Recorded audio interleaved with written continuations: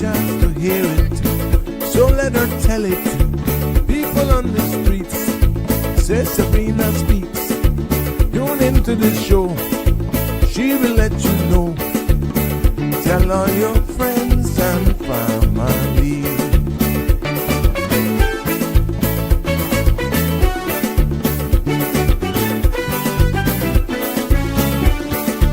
Real talk is no joke. You get the news straight up from grassroots and concerned. You hear with some people gone. So tell all your friends to tune in to Good evening, Cayman. I'm Sabrina Turner, and welcome to Sabrina Speaks, your daily dose of clarity, truth, and community insights. Every weekday from 5 to 6:30 p.m., we're tackling the issues that affect you. From national headlines to grassroots concerns. Whether you're in traffic or winding down your day, this is your chance to hear it straight and speak your truth. So buckle up, Cayman. We're not holding back. This is the show. We gotta let you know. Now we got to go.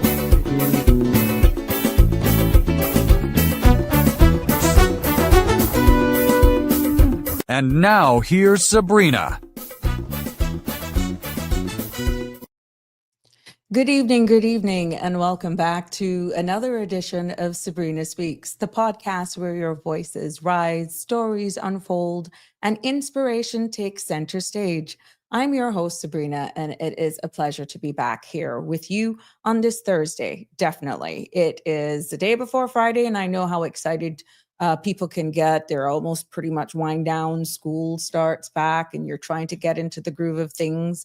That pretty much kicked off yesterday. So I know people must be actually just trying to get back in the normal groove of things. And I'm hoping that all the students, had a first day at school. It's not necessarily the same thing in certain, and I think it was in Missouri, yesterday, where in the U.S. they had another shooting innocent, and two young kids, as reported, lost their lives at mass. And our thoughts and prayers go out. But we're just so blessed to live in a jurisdiction where we don't have incidents like that, and we will pray that that will never be our jurisdiction. But welcome back to our teachers and our students. The first day back at school, that was yesterday. And parents, welcome back to reality. And all of you who are seeing the older ones either going off to school or college, university for the first time, I know how that separation actually can be. But I wish you all the best. And empty nest some of you may be having. But again, it is indeed my pleasure. To all of those persons on the front line or uniform services, thank you for your service. You put yourselves in the line of danger every day. And for those also in the healthcare industry, thank you all for your service. And without you, we wouldn't be able to sleep good at night. So for all that you do, thank you, and be safe on your shifts. But if you're loving the content that we're sharing here on this space, please follow, like, share, and subscribe so you don't miss an episode. And we're streaming live on all the CMR, Facebook, and YouTube and Instagram platforms. So you can also follow me on Facebook. That's at Sabrina Speaks, number 12. And Facebook at Sabrina Turner Community Activist. And we want to just say thanks to all of you who are also following us. You're not missing any scheduled shows, and we thank you. 936 is the number, 9368255 is the number to join in on the discussion here. Yesterday was very informative based on the feedback that was received, and I continue to get information and other stories even after the show ended. And I'm just happy that this platform here can provide that outlet to educate and inform you of the legislations here.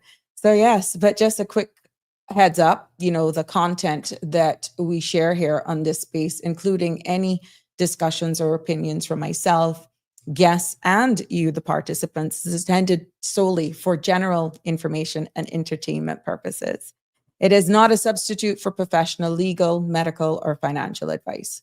And therefore, I encourage you to consult with a qualified professional for specific concerns. And, Sabrina Speaks disclaims all liability for any decisions or actions taken in reliance on the information presented here.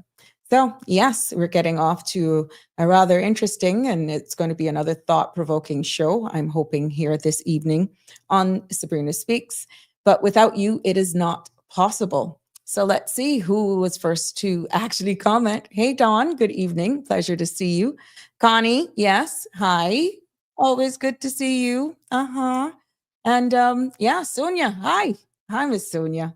Miss Dorothy, welcome, all of you. Yeah, the regulars, boy. I hope you all enjoyed yesterday's show. And I hope that we were expecting a lot more rain than we got from that weather system. So yeah, interesting how that just gone down to Belize and Honduras way. But again, we're blessed. We needed the rain, God knows. And just listening to the show last night, I didn't realize how loud the thunder was because I could hear it when I played back the podcast yesterday. Because once you're here and you're doing this live, you're really not around, you're not even aware of your surroundings.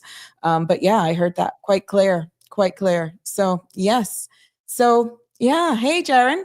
Winding down over there from Barbados, getting ready to head home tomorrow, God's willing. Yes. And I'm sorry that I was not able to update the Sabrina Speaks family here. I guess they're so busy down there in Barbados, even though they're an hour ahead. But I'm quite sure all of the stories and highlights, I hope you've been following them. I've been sharing as much as I can on MySpace. And also Sandra has been covering a lot on the actual Cayman Mall Road update space, making sure that we have kept you all up to date with all of the happenings there. So yes, hi James, it's a pleasure to have you. I'm not going to be alone in studio today, and we are going to be joined by our guests, RJ Alexander from 547 Advisors Cayman, and we're talking about the unspoken vows.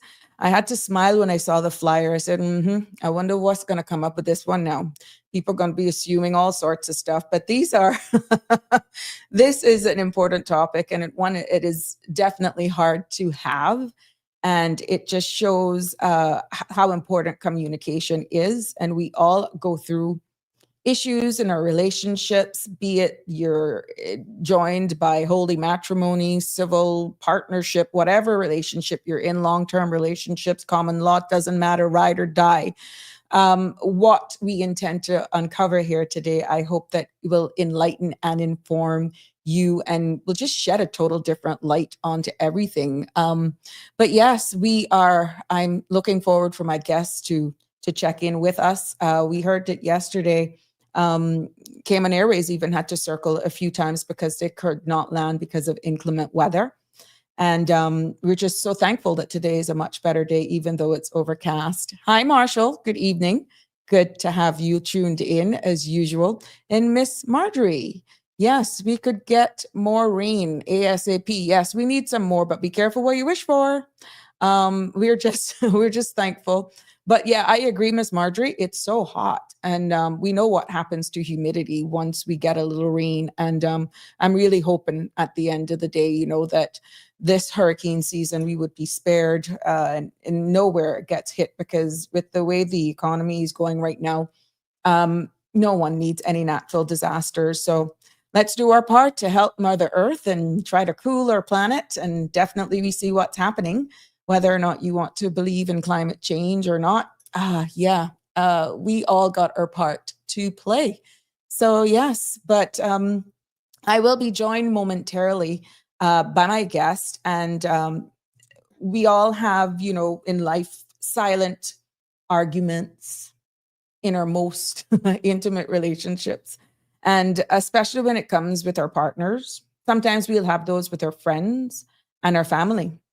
And many a times, these unspoken expectations that can be the foundation of trust. It could be that they're broken, trust is broken, and resulting in silence. And many a times people go in a shell. They don't know what weight you're carrying. You put on a bold, bright face and you walk out there and people just assume everything is okay.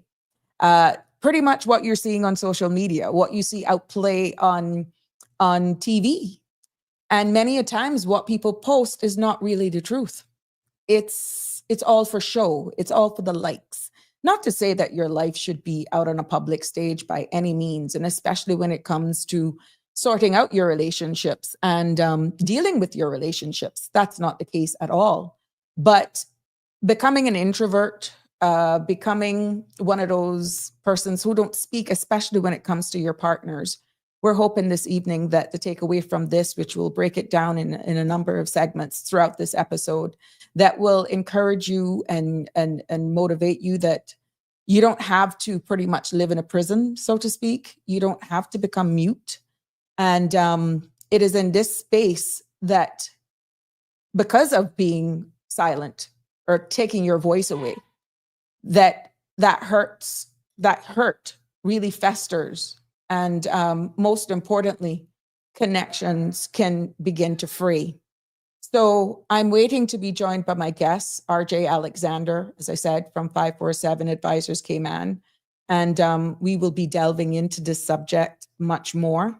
And I'm hoping that from this episode, we would be able to help maybe some relationships navigate whatever troubles they may have. And of course, with the professional in-house, I'm quite sure their numbers can be shared should you need that assistance, those persons who may need a mediator as well. Sometimes these conversations are hard to have. And I alluded to that in an earlier show, which is why I'm happy that RJ Alexander, who's into this line of business, was willing to actually come on here as we can unpack the silence in detail and what impacts it could have on our mental health, on our families, on the children. And we just want to break it down to pretty much dissect it. And I'm hoping that you will all appreciate. I'm hoping that you will all appreciate what we're about to share here. And I am really hoping that he can join me and we can just do what we have to do. So it was, at the end of the day, I feel that no matter where this conversation goes, what really makes this space is your participation. And with us here, we can actually try to help navigate. And of course, like I said at the beginning, please go and visit a professional in regards to helping you. But to solve these problems, what we're trying to say, or what I'm trying to say, silence shouldn't be your option. Silence shouldn't be your option, and you should not just leave it to that, because there are resources out there to help you. And the implications and the impact that can have on children's lives is just mind-blowing. And they then take that into adulthood. And at the end of the day, it is just one of those things that we navigate together. And I'm hoping that this space is providing just that on some of the topics that we will be having here, and as we continue to grow this space. So I'm just making sure that he can get on. Let me just double check here. But yes, I want you to join in the conversation. You can see there's not very much distraction going on the screen. Right here, the number is right there, and you feel free to email me as well, 936-8255, to participate if the need arise. Good evening, caller. You're live on Sabrina Speaks.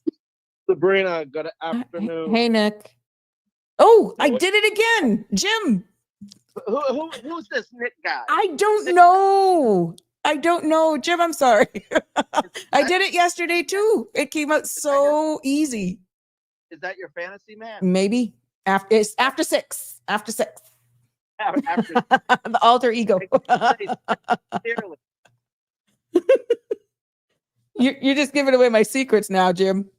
Yeah, exactly. No, I don't mean to interrupt your show, but no, not at all. I wanted to call and I wanted to publicly say, since I've been on CMR and I have been on your show, I have had a lot of people reach out to me via Facebook requesting a friend. Oh. A friend request. Mm-hmm. And I just want people to know that I don't use my personal Facebook platform mm-hmm. in that manner. my personal Facebook platform is used strictly for family and friends and my way of communication with them. Mm-hmm. So I just wanted to say I'm not trying to be rude or ignore anybody when they send me a friend request. Mm-hmm. I'll be happy to take their message. If it's questions regarding what I've spoken on, Right. I'll be happy to help wherever I'm able to. That's fair. But as far as just adding everybody onto my friends list, I just don't do that. Okay. Well, that's fair. I mean, well, what would be the best way then for them to reach you? Do you want to control this by email? Well, you can reach out to me through Messenger on Oh, Facebook. okay. But you don't want the friend request thing. Yeah, I get you. Yeah, it's just like I said, that's more personal for Understood. me, my family and friends, my personal friends. So, I'm more than willing to help people out, even if they just want to ask questions. I'll do whatever I can to help. Yeah. All right. Thank you for sharing that, and I'm hoping people will respect that. I really hope that they will. And thank you for still being an advocate, and you're still willing there, but respect goes both ways. Yes, thank you very much. Thank you. We now have our guest in studio. Let me welcome to the studio in this space. I found a new, are you hearing us? I'm hearing you clearly. Okay, good. So welcome, RJ. It is a pleasure to have you join me on Sabrina Speaks this evening, and I'm going to give you a virtual applause. Yeah, I found these little things here on it, these effects. Samples? Okay. Yeah, and your girl using them. By all means. It is a pleasure to have you joining me this evening as we do our best to unpack these silences as outline pretty much entailed. And I am so happy that you're able to join it, and I hope join in on this conversation and put your expertise to it. But I know you're an author, and I know you're from 547 Advisors Cayman. So before we get into pretty much digging into this topic, as we break down defining silence, the context as it relates to relationships and all that sort of stuff, please tell us a little bit about yourself and, of course, 547 Advisors Cayman. I'm one of those who, as you stated in your message, I'm one of those who, as I'm listening to Jamaica, I like talk much about self. Just like to express what is within.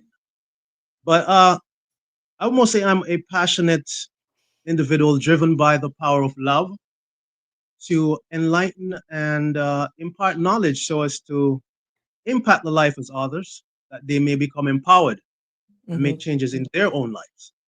And I've been doing that for some time now as a relationship advisor based on experience and studies. So we do that through 547 Advisors with my wife.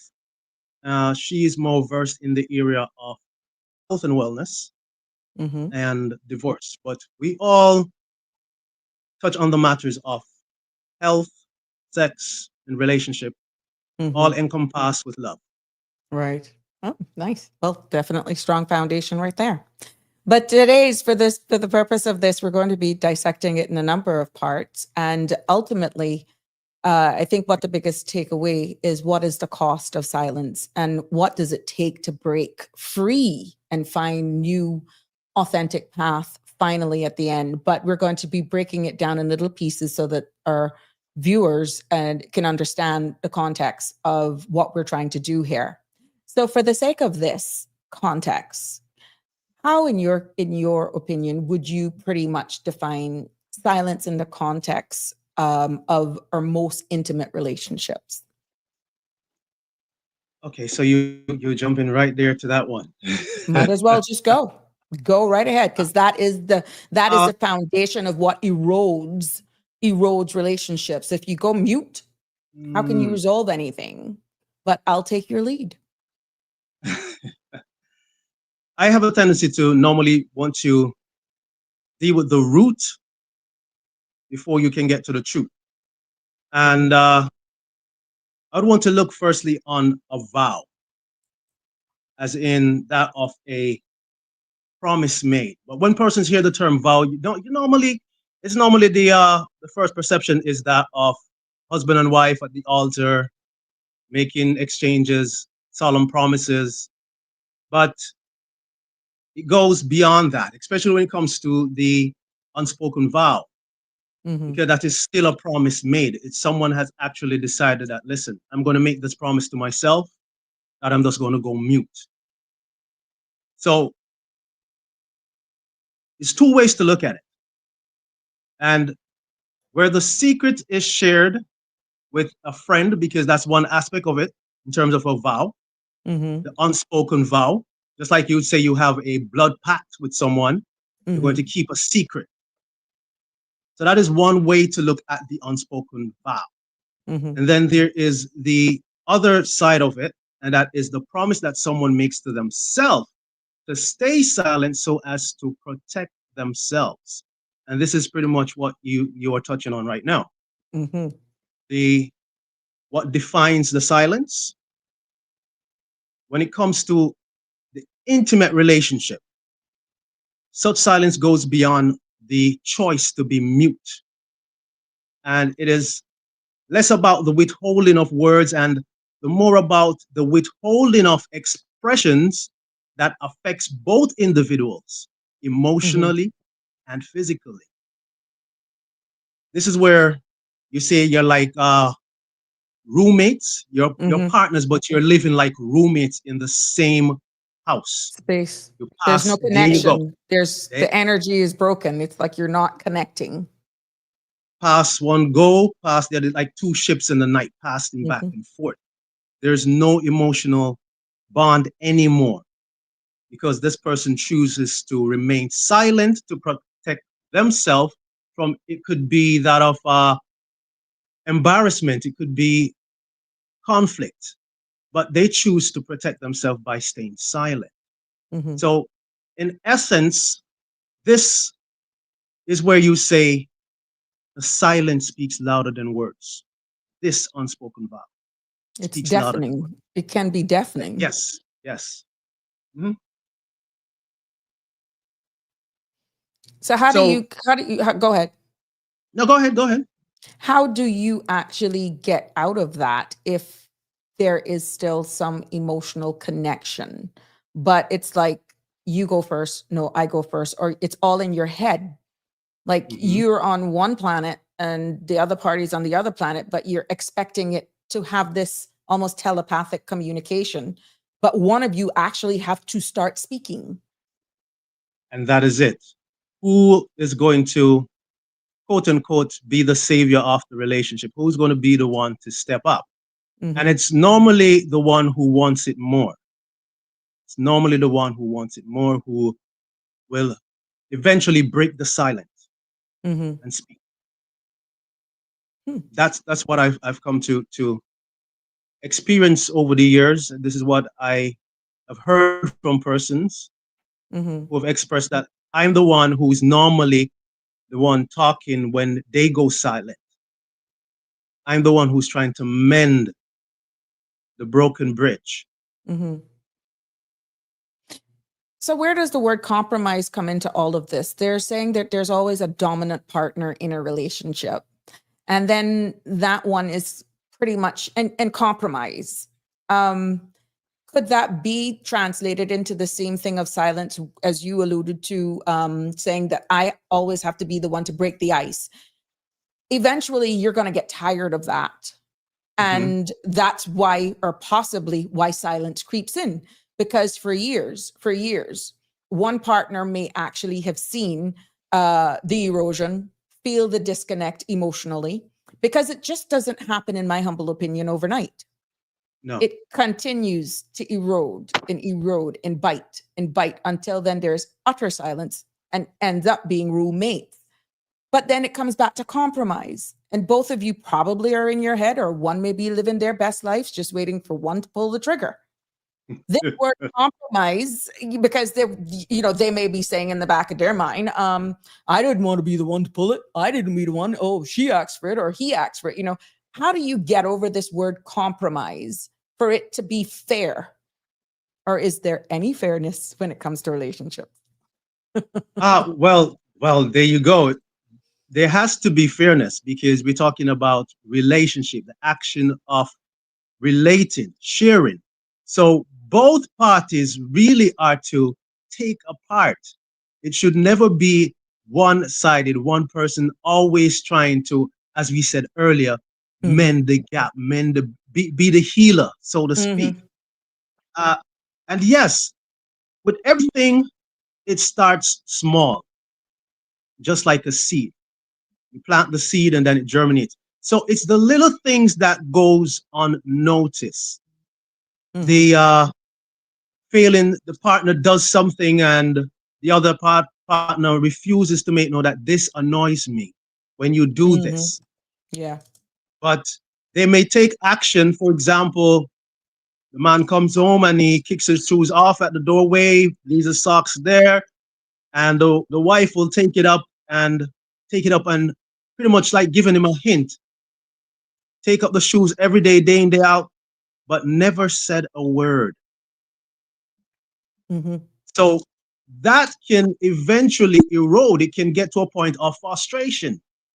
Like you are undermining the fact that I dislike this. But she never yet say anything about it. So little by little, she stops doing it. He keeps leaving the shoe there. And then what? Resentment kicks in because she's annoyed with his behavior. She's annoyed with him keep doing this. But she has never said anything. So it happens over a period of time. Just it's not one big bang. It's not a big bang kind of situation. So it keeps mounting, and then it can go from the shoes to. But what happens when you're in that dating stage that was happening? Is it because it was still fresh and you didn't see it? Because some of these things were always there. Why all of a sudden after a period of time then that it becomes so bold and in your face? Is it because the newness is worn off? There you go. Maintenance. Persons Then is become probably a key. comfortable. Repeat that, please. Maybe maintenance, lack thereof of maintenance, and you take things for granted. I don't know. That is a factor. Taking things for granted is a factor, as well as a lot of persons get into relationship. I tend to like to use a lot of song references because I was also a media personality, a DJ for several years, like 25 years.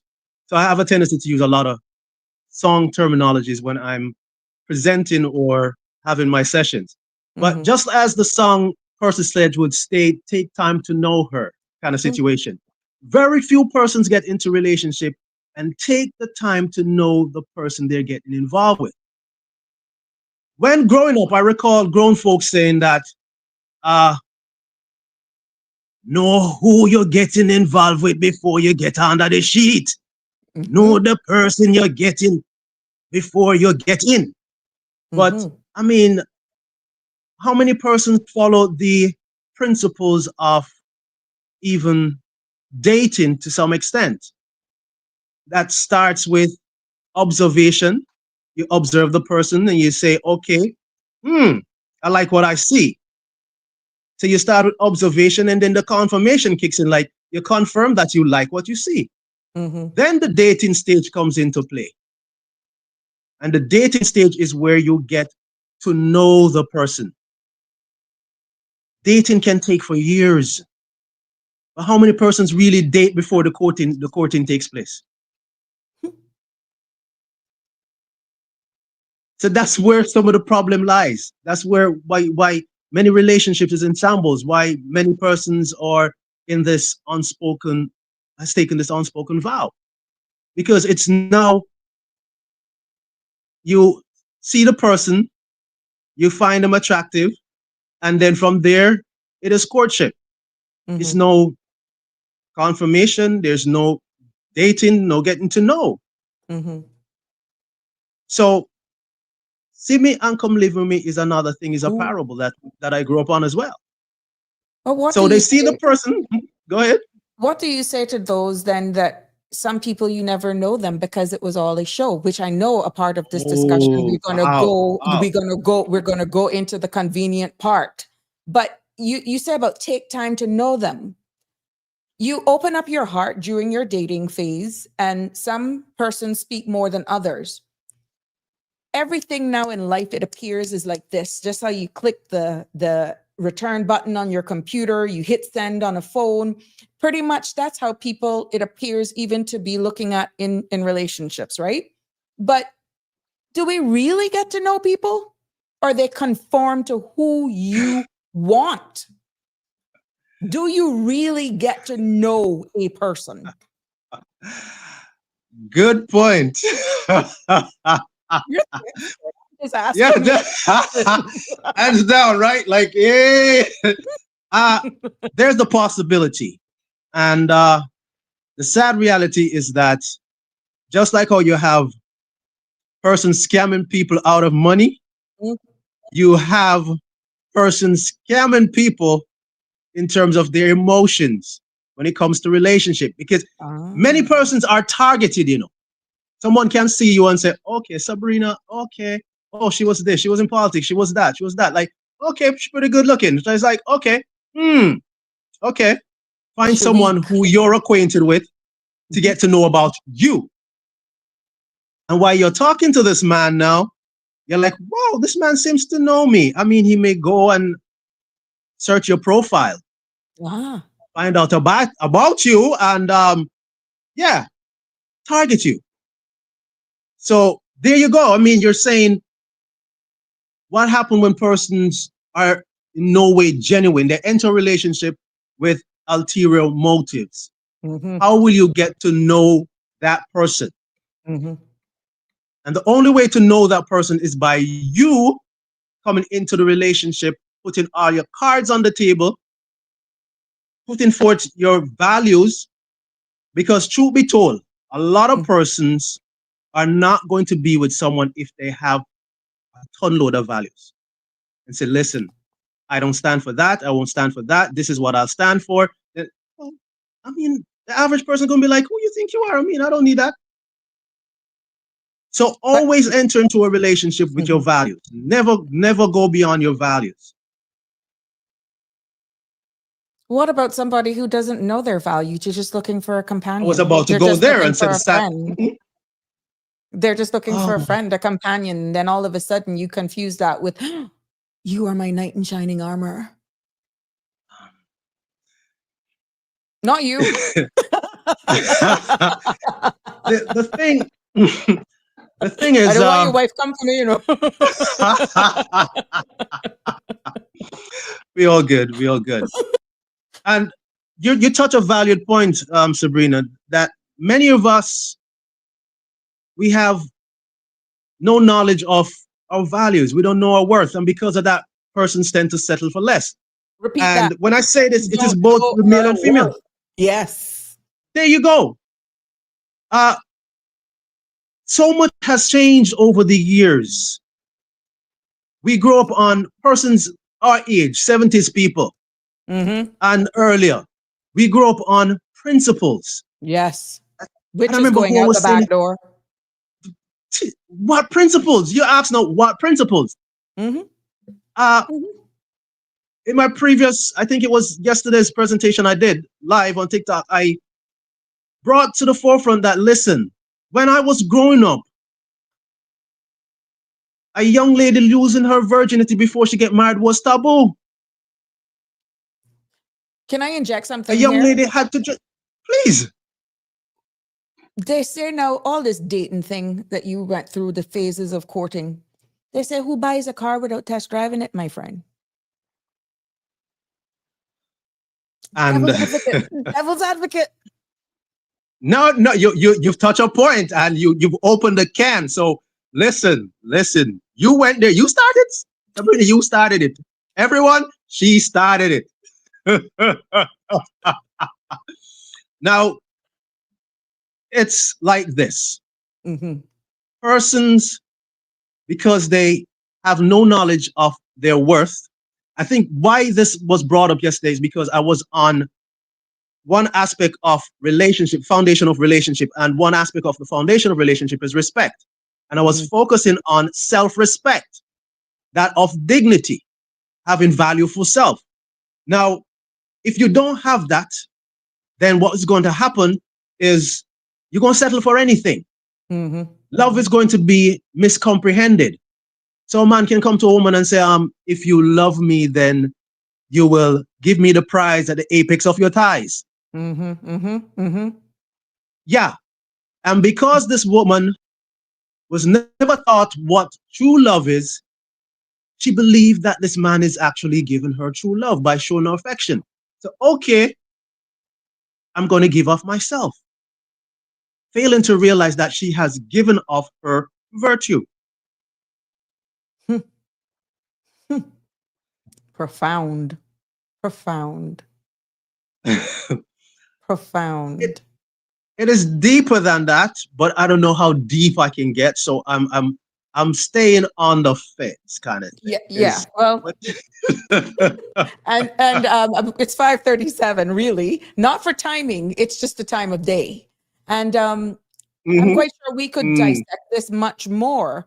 But in order to look at the principles our age group grew up in. And I can recall going back on I wouldn't even say on the dating scene, because this is my second marriage. And there were just some things that I saw happening with exchange and photos and all that sort of stuff. I says, well, if I could do that, I could go back to my maker. The stages of dating and all of that sort of stuff, what is like almost a criteria when you present yourself a virtuous woman? It's almost as though exactly what you said, who does she or who does he think he is? It's as though we're devaluing who we are in order to somewhat catch the prize that we may think in our head, not realizing we are devaluing ourselves. Oh my goodness. Let me ask you this. Sabrina, what age you started dating? Jesus, this nano session with me. You see, I'm trying to establish a point here. Hold on. This is all about the truth. Let me give you context. What is dating?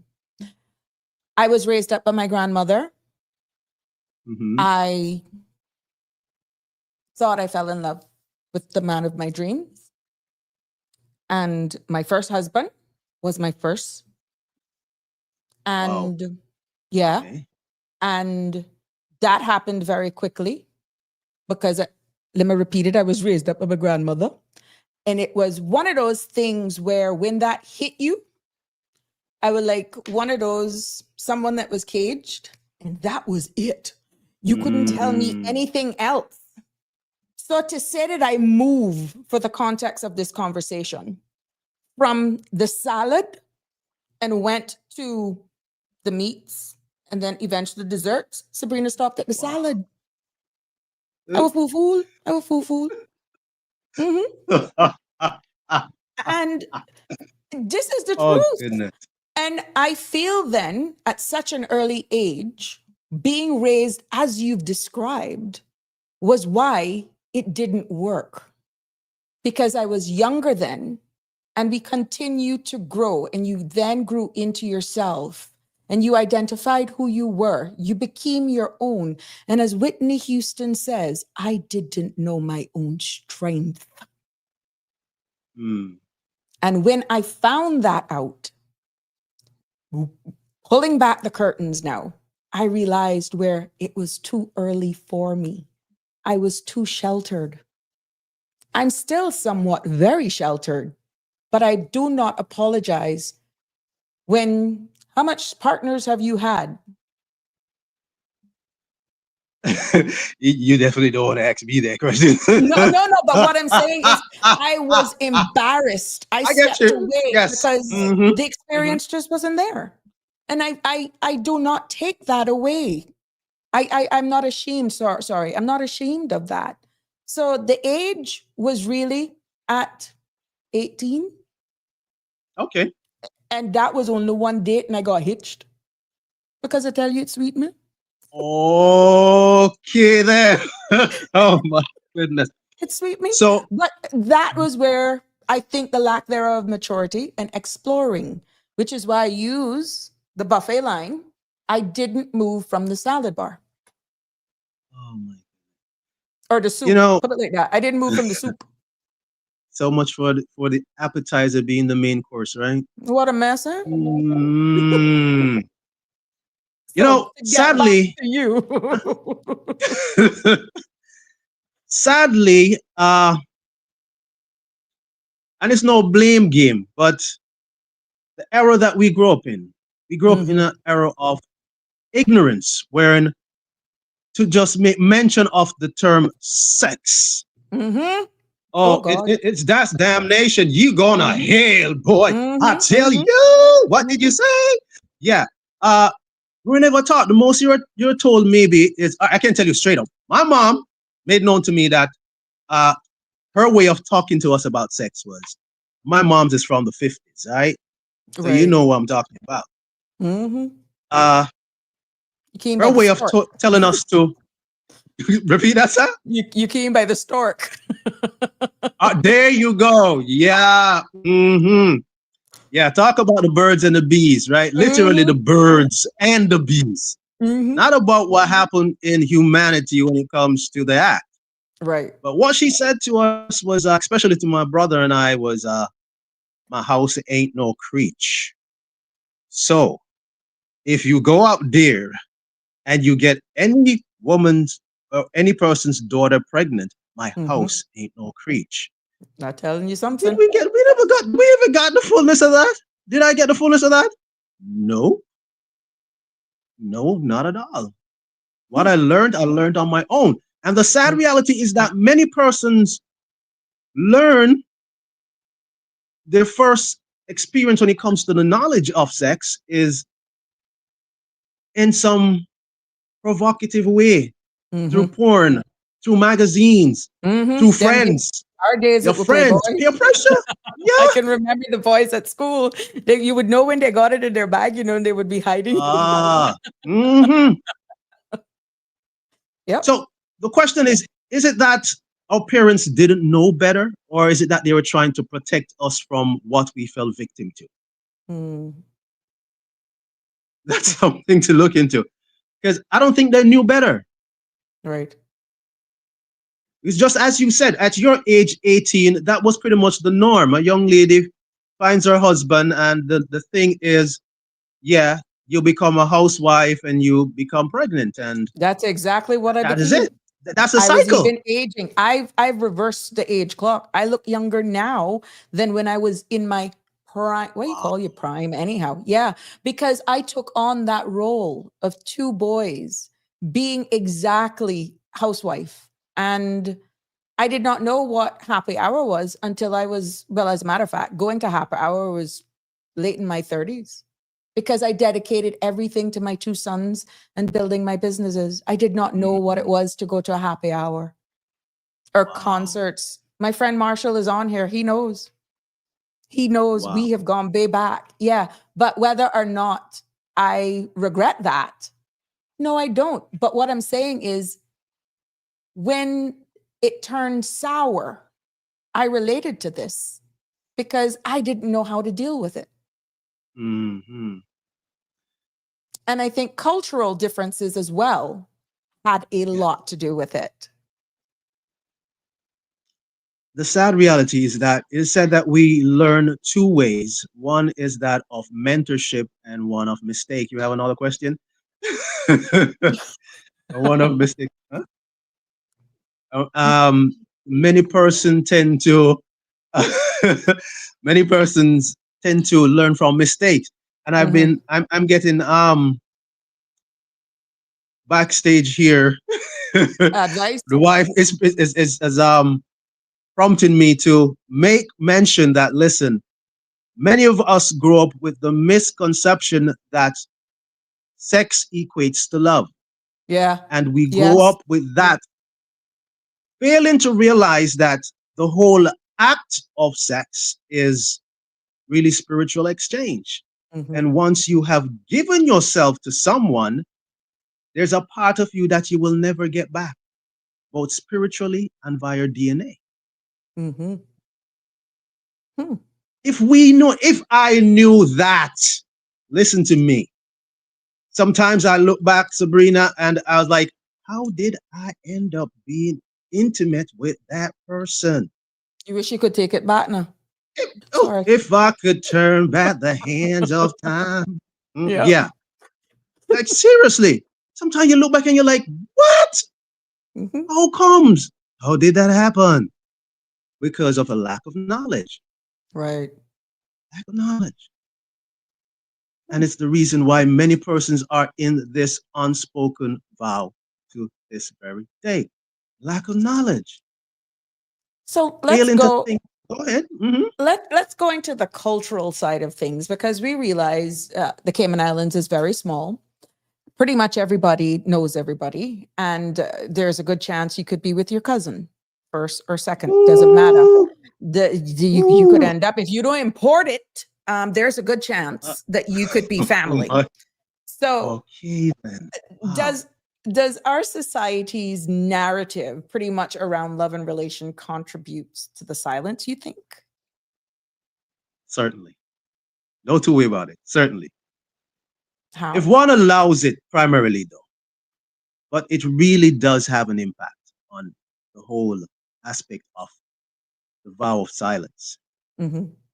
And we ain't talking in the Buddha system now, the monks, but yeah.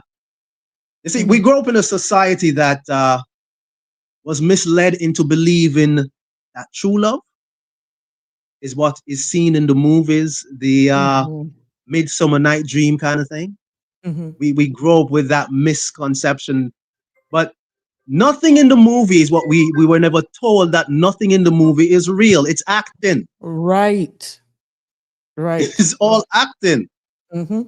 But we grow up on these beliefs. So the thing is, anyone, let me say this straight up. Anyone who base their life on what is perceived in the movies, the soap opera, listen, if you're doing that, you're actually an actor as well. Mm. You're an actor as well. And the truth is, I deserve an Oscar because I was big on that. I was big. You Living were a your player. life based on the movie. Yeah. I don't know how else to be but real. That's the real. Mm-hmm. That's the truth. That's the real deal. Mm-hmm. Mm-hmm. We got a caller. Before I came, go Sorry. ahead. Yeah. Good evening, sure. caller. You're live. Good evening. I'm gonna laugh at me, but this is what my mom. In days gone by, yes.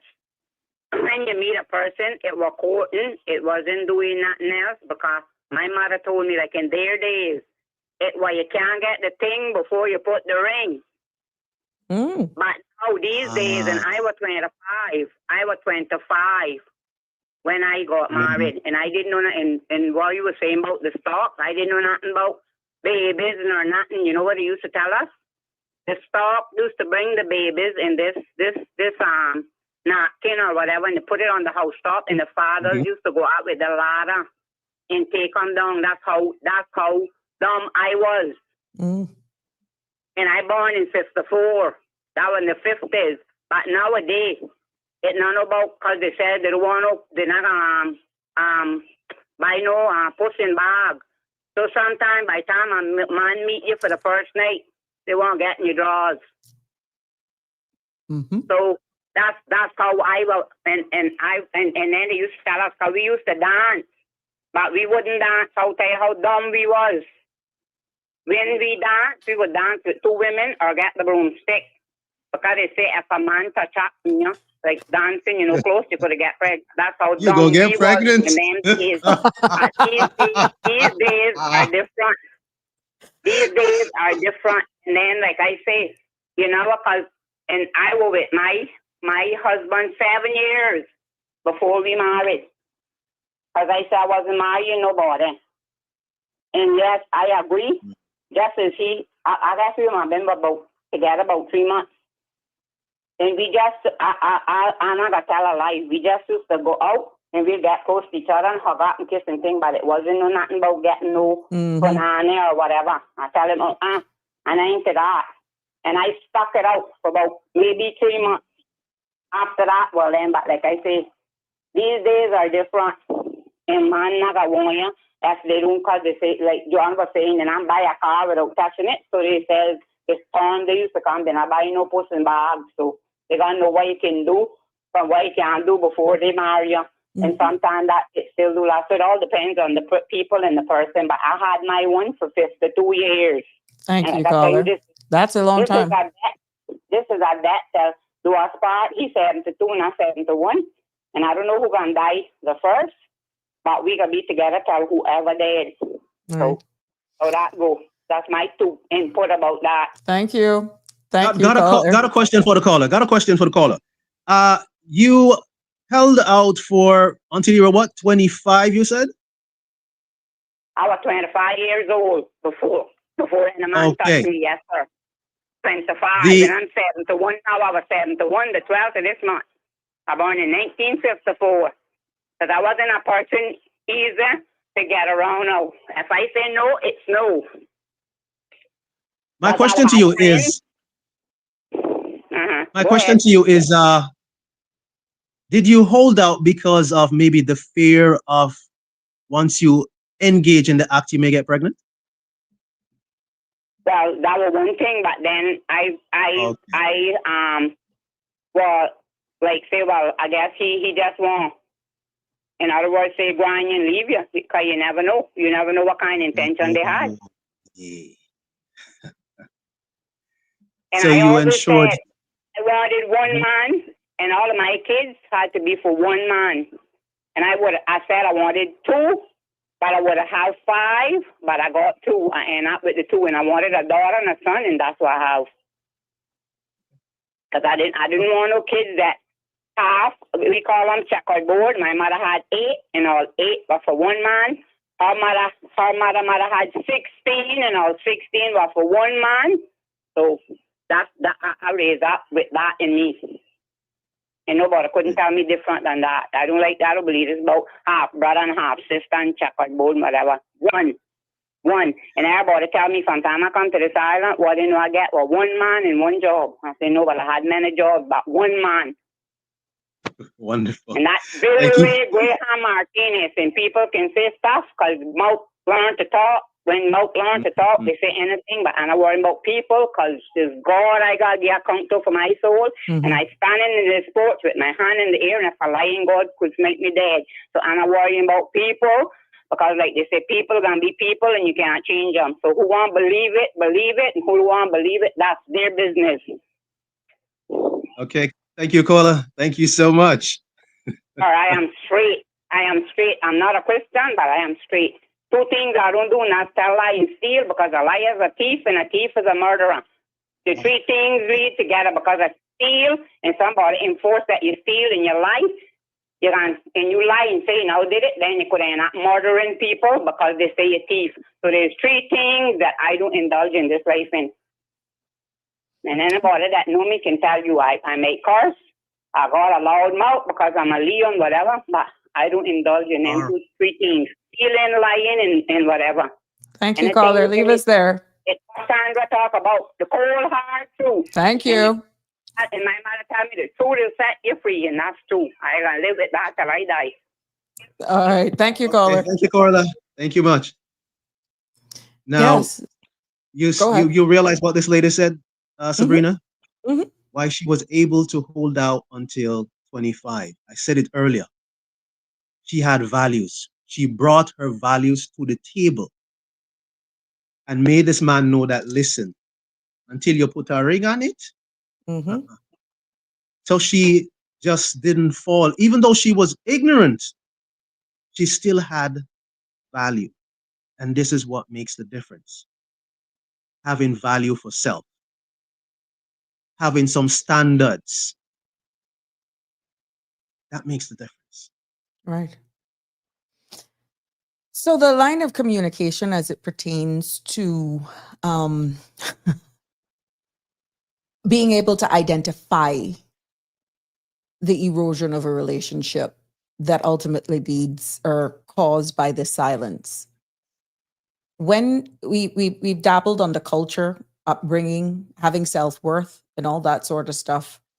But with going back to the whole point of so much nationalities around, fearful of being or falling for your family member, we understand the impacts that that is having on people. And it's this fast thing of just hooking up, not taking the time to get to know each other, mixed with culture, mixed with non-verbal, non-communication.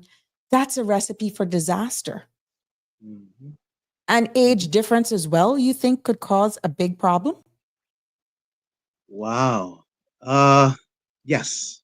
I've always said that age is a factor because, and I'm looking at it from on the standpoint of older person with a younger person, vice versa. Mm-hmm. If it's, often said to persons, if it goes beyond a decade, it If is it going goes to more be than 10 years. Mm-hmm. 10 years. If the person is older than 10 years or younger than 10 years, there's going to be some issues. Someone is going to have to compromise because you're talking about different, total different gap. There's a big gap right there. So you're involved with someone who was born in the 70s. This person is born in the 80s. That person have no knowledge of things from the 70s. Mm-hmm. So you who was born in the 70s now is going to have to try and play catch up, or that person going to have to try and learn things about the 70s. Mm-hmm. So if it goes beyond 10 years, someone is always going to have to be compromising. And that is room Mm. for disaster, right? So what happens if they call themselves cougars? I've heard that one. I've heard the cougar syndrome. They are. And then you'll have those men who are saying, I fall more for a more mature female.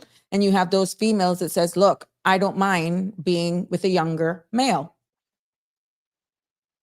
The question is why? For the male, it may be they're seeking a mother. Mm-hmm. And for the They're female? seeking the female. How real can I get? Looking to stamina daddy. Yeah. Looking for vibrance. Uh, I'm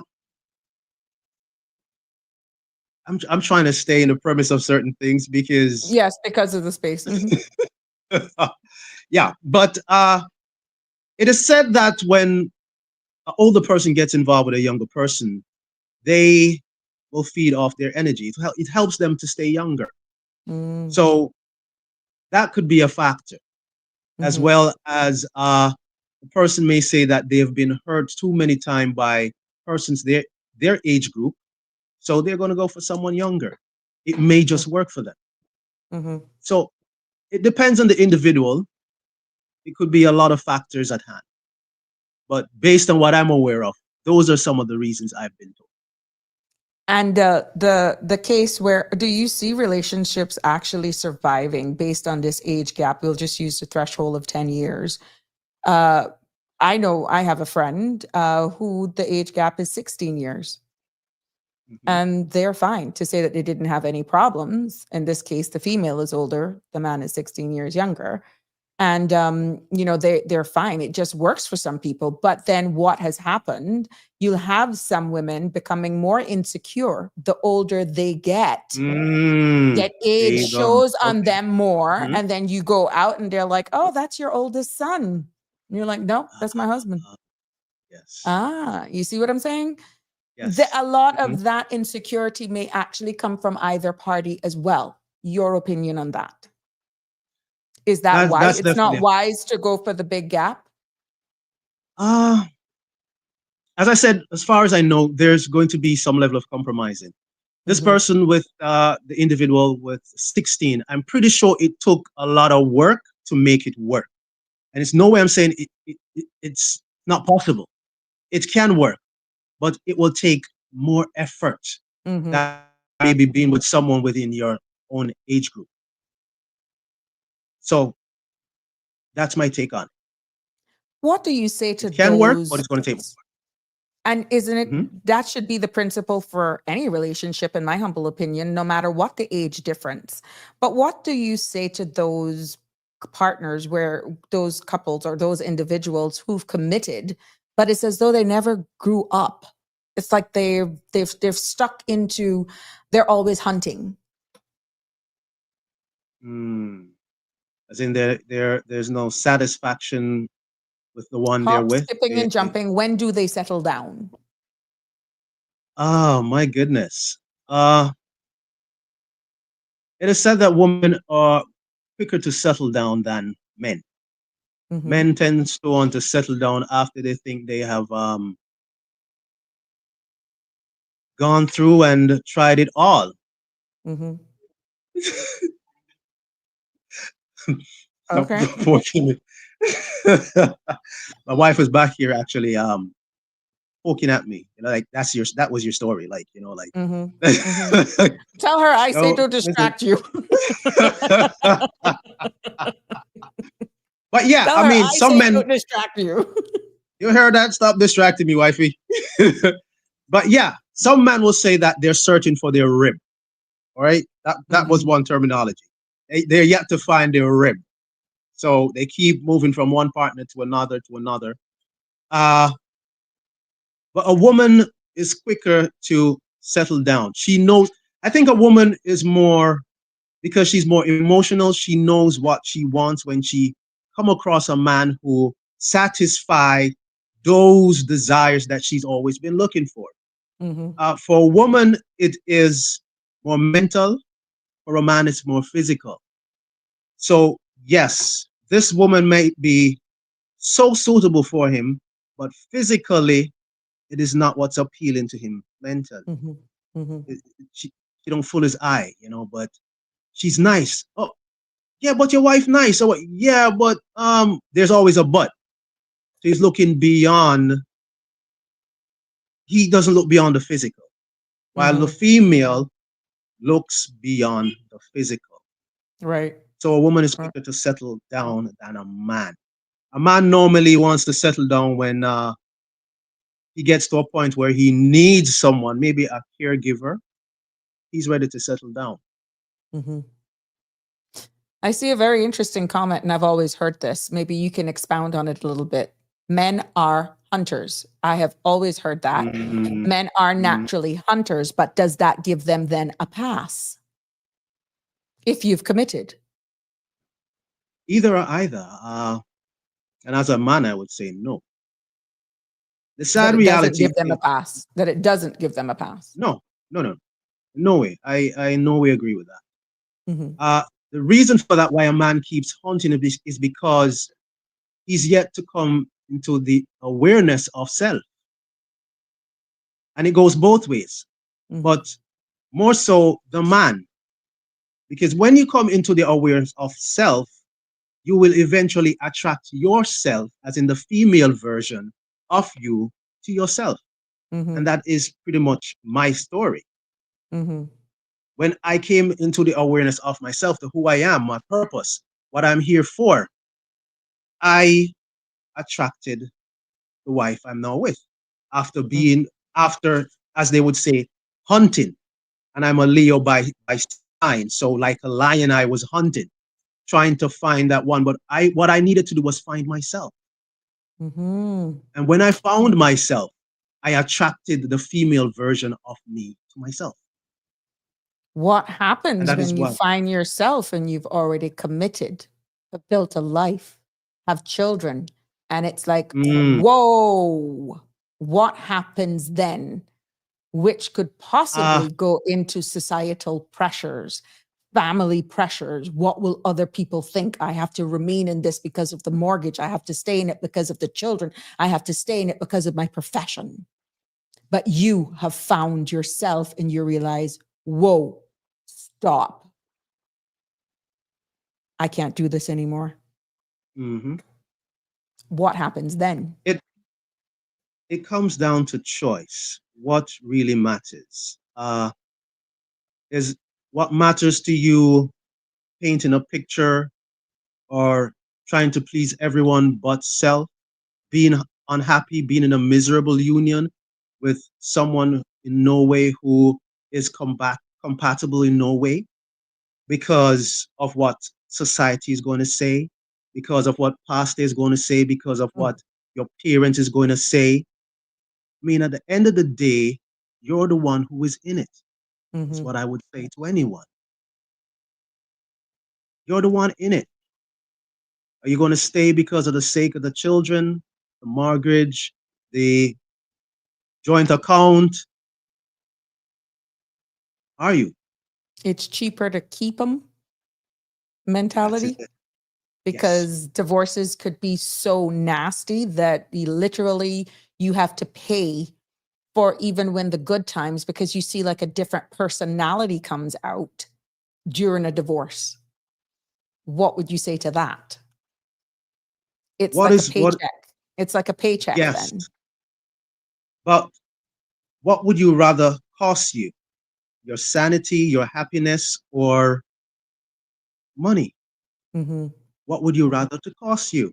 Because for some persons, they stay in this unhealthy union, and outside of leading to unhealthy mental issues like depression, it can lead to cardiovascular issues.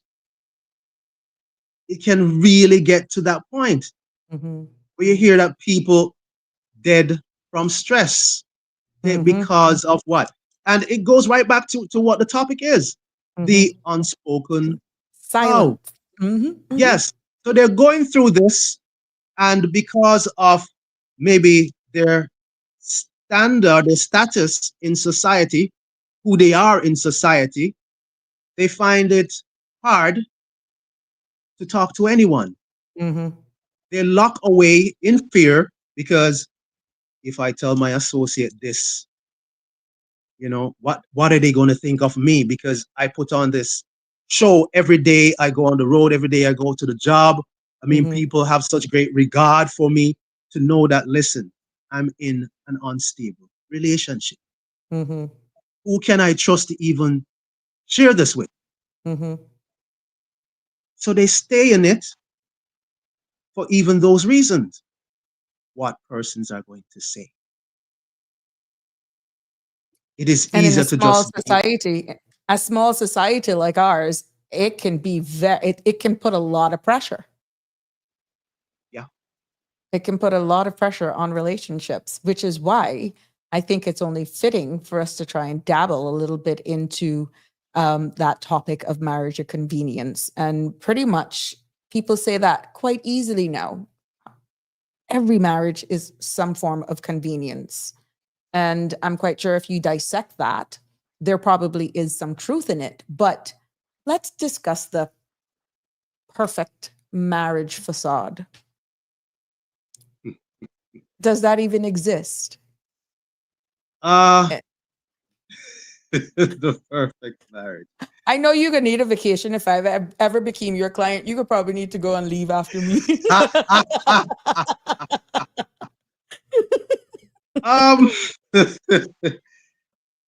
The perfect marriage goes back to the whole living life based on the movies. As I said, the Romance in the Stone, the Midsummer Night Dream.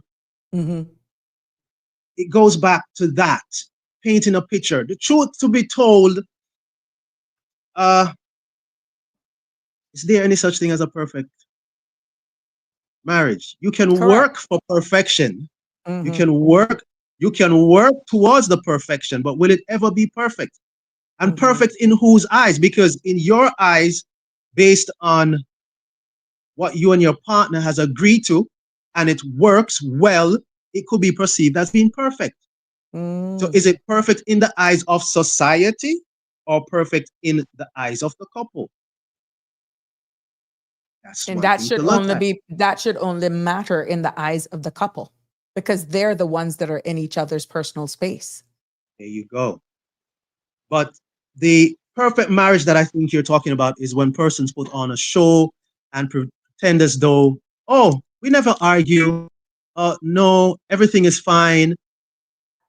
Even when it's far from being fine. I think that is the Mhm. perfect marriage you're making reference to. Mhm. You Mhm. go out and you put on a show, you hold the hands, you smooches in public, like, oh, what a loving couple. Oh, they're so loving. They're the perfect couple. But behind Mhm. closed door, it's back to this, what we're talking about, Mhm. roommates. Mhm. Mhm. So Mhm. it is unhealthy. It is unhealthy How to pretend. well then how do we help someone who may be in that that is probably bounded by family, young kids, or even society? What nuggets of advice would you be able to share with those persons who find themselves in that situation? They realize that it was not what they thought, or one partner was not being open and honest in your to your neck in either trying to raise the children. There's debts, there's, that parental responsibility of being fair, of doing it on my own, or on their own, raising the kids. 95% of the time, the kids end up, if they're children, in a relationship with the mother. And then you see the kids then be pulled as a bargaining chip between both parties. And Mm, worse if they depend on income from the other parent. What advice would you be able to help hold that person to guide them along? the first thing I would suggest is to seek help. Mm-hmm. Find someone that the both of you, respect and can speak to. Mm-hmm. Because sometimes what happens, especially in both sides of the relationship, both partners, both the husband and the wife, male or female, many a times what we do is grit teeth. We did Mm-hmm. what our Well, you mother, see. yeah, or father did. Mm-hmm. Sometimes, really and truly, it's ignorance. They don't know otherwise. Mm-hmm. Many a man, most men, truth be told, very few men were ever taught what it means to be a man, what it means to be a father, vice versa. Mm-hmm. And those who have some inkling of what it is to be such, they learn that from a man who learned it through mistakes. Mm-hmm. So sometimes, really and truly, they don't know until someone sits them down and find out, why is it you do this? Right. This is the approach you can take, and this will be the outcome. Just tell me who don't want a perfect marriage, a perfect relationship. Just everyone wants that, but it's how to get it is the question. And it's going to take advice. It's going to take guidance, because if you don't know, you just don't know, and you're going to keep on going on, thinking that this person is the problem Mm-hmm. when you are the problem, because you lack the knowledge of what it is you need to do to ensure to sustain a healthy relationship. We got a comment here, RJ. It's not about oneself. Once you've committed to bringing children into the world, why should the innocent have to suffer? Couples with children have to work on their marriage until they have exhausted everything first. Those who have no children, then that's a complete different situation. Going into the latter part, because we can understand the part with children, ties into the very subheading of marriage of convenience, where they put on an act, as we alluded to at the beginning of this show, in order to solidify their residency here. And then one person ends up getting hurt. Many a times we may see that more than 10 years age difference, or it doesn't even matter with the age difference, but there was a hidden agenda. That can cause serious damage on individuals when at the end of the day, they feel that they were used. How do you rebound from taking that somewhat unspoken baggage in the recovery process? Ask about that question, because I was focusing on what the comment that was made. I was focusing on that for a moment. Yeah. because at the end of the, I took the latter of the comment. Mhm. Those who have no Mhm. children, then that's a complete different situation. And then I segued that into the realization that one was being used for ulterior motives of immigration purposes, for example. Okay. Okay. How That's where you're going. you Mm-hmm. see, because of convenience. We understand the part with children, yes, and some of those with the anchor babies. So I guess you can tie it in anyhow. But that unspoken baggage of taking that from one relationship even to the other, when you realize then you were being played for convenience. So when does How one do you draw the deal with line that? is what you're saying? Yeah. When does one draw the line? And Yeah. I'm glad you go there, because another way to look at it is in the case of a woman who is in an abusive relationship, emotionally, physically, to the point where sometimes she's abused and ends up in the hospital, but she has children who are teenagers who she can talk to and make known that this is a situation. And if you truly love your mother has to do this. Your mother has to get out. Then how long are you going to stay in it is the question. Are you going to stay in it till death do us part kind of situation? Really and truly till death do us part? That right there, in my estimation, is saying a lack of love for self. And the truth is, if your children love you, I know there can be a psychological impact on the Of course. children when it comes to divorce. But when your children is off aged, your children now late teens going in their 20s, are you still going to stay in it? Is the question. For whose sake now?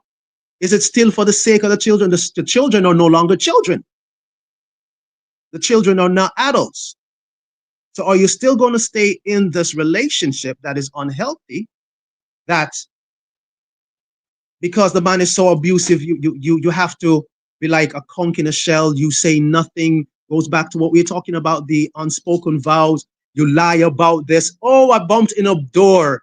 Oh, I was playing with the grandchildren and the grandchild did that, hit me in the face. How long? How much is too much? How long will you stay in it? When the children are no longer children, will you still stay in it is the question. Well, then another excuse comes in when we find persons in that situation. I'm older now. Who's going to want me? I don't look the same. Then it's an excuse and an excuse and an excuse, but you still remain pigeonholed. You've imprisoned yourself. And sometimes children do not have to be a part of that. You actually imprison yourself for other reasons. Right there, that's low self-esteem. And that is something that very few of us were ever taught. Very few of us were ever taught to have self-assurance, to have self-esteem. And it goes back to respect for self. And the respect for self comes in when you really learn to love yourself. I mean, that's used loosely so often, what it is to love yourself. To love yourself is to set boundaries and to go beyond those boundaries. To love yourself is to speak your truth regardless of what people's going to think, regardless of who is going to dislike you for what you say. It is valuing yourself. And until you get to that level, you will never get to the point of respecting yourself, and you will never get to that point of having self-assurance or self-esteem. And in the case where there's a child or children, that still remains the foundation, as Lisa brightly said. With small children, you have to think about yourself and your children, because it's not healthy to stay in an abusive relationship, just as a case where there's abuse. But that could go in a case where there's maybe a combination of physical and mental abuse, because we know that's just as bad. Financial abuse as well. A lot of persons may be unaware that that is a form of abuse. The withholding of finances is a form of abuse. And let me draw a key scenario now. And it comes down to mostly, I think, with Caribbean men. The baby mother saga. wherein before him can give her something for the child, she have to give of herself.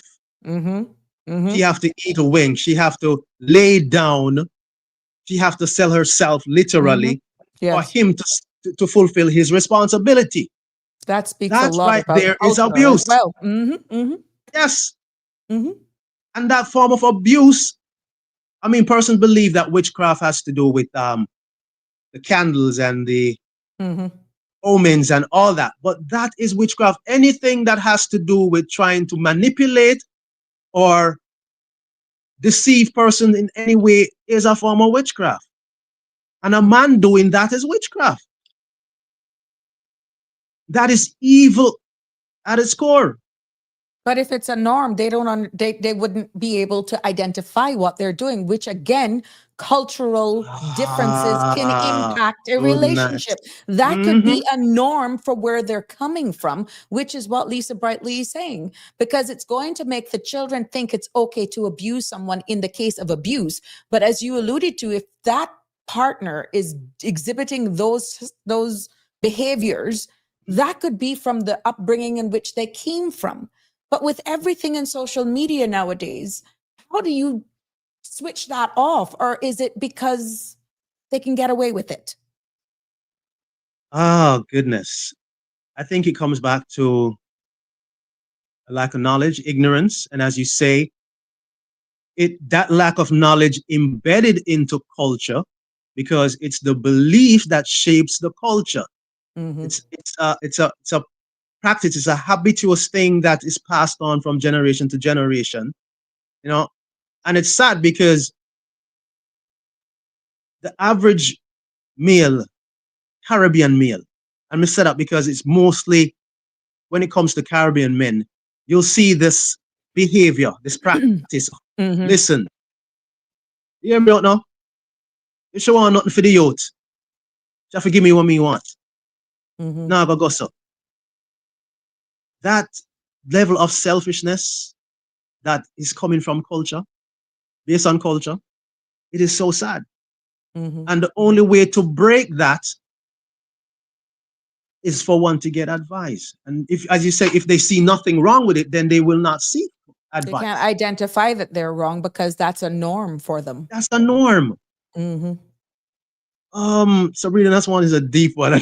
I'll have to look into that one and see what mechanism, what can be put in place to impart change in a mindset like of that of a man like that. Because them now gonna see nothing wrong with it, and that's going to pass on to, if they have sons, it's going to pass on to the son believing that it's okay. Just like how you see daddy abusing mommy and grow up and thinking, yo, woman forget lick. That's how you show say you're a man. The cultural norms. And I go down another avenue.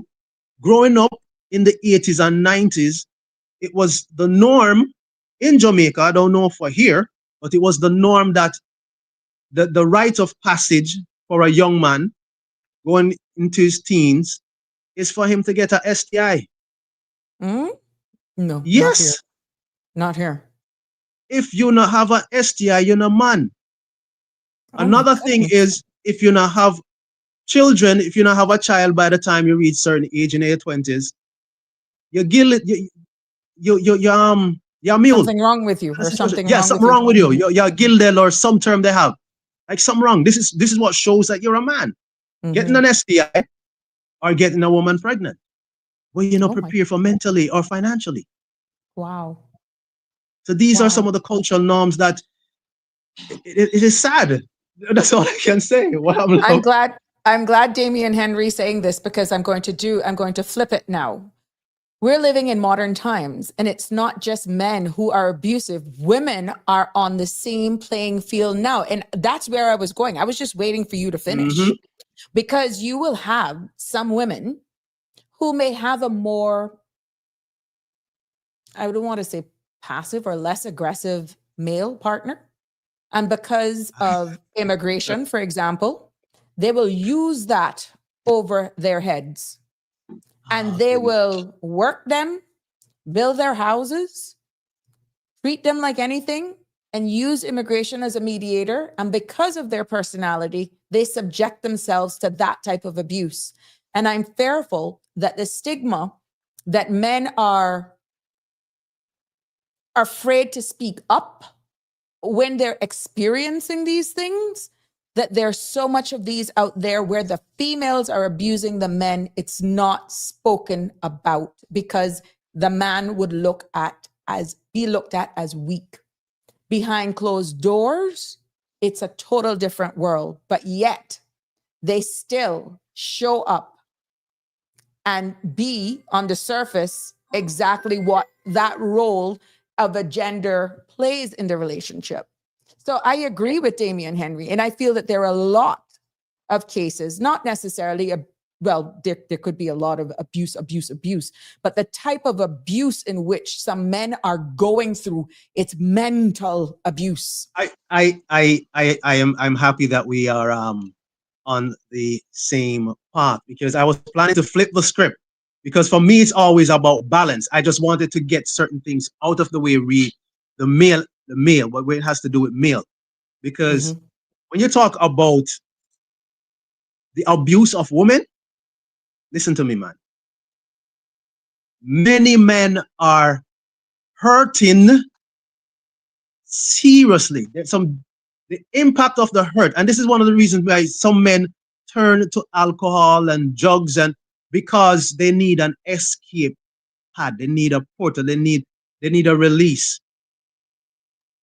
Because when a woman, you see, a woman's abuse, as you say, is mental. The manipulation, the deception, when a man feels, as you say, based on the case scenario that you presented, when a man no longer, his manhood is gone because this woman has taken it. She has taken charge. She's in control. And she's going to make him know certain things that makes him feel less of a man. That hurts. That hurt even goes beyond the physical hurt. It's better she box, thump, and kick him.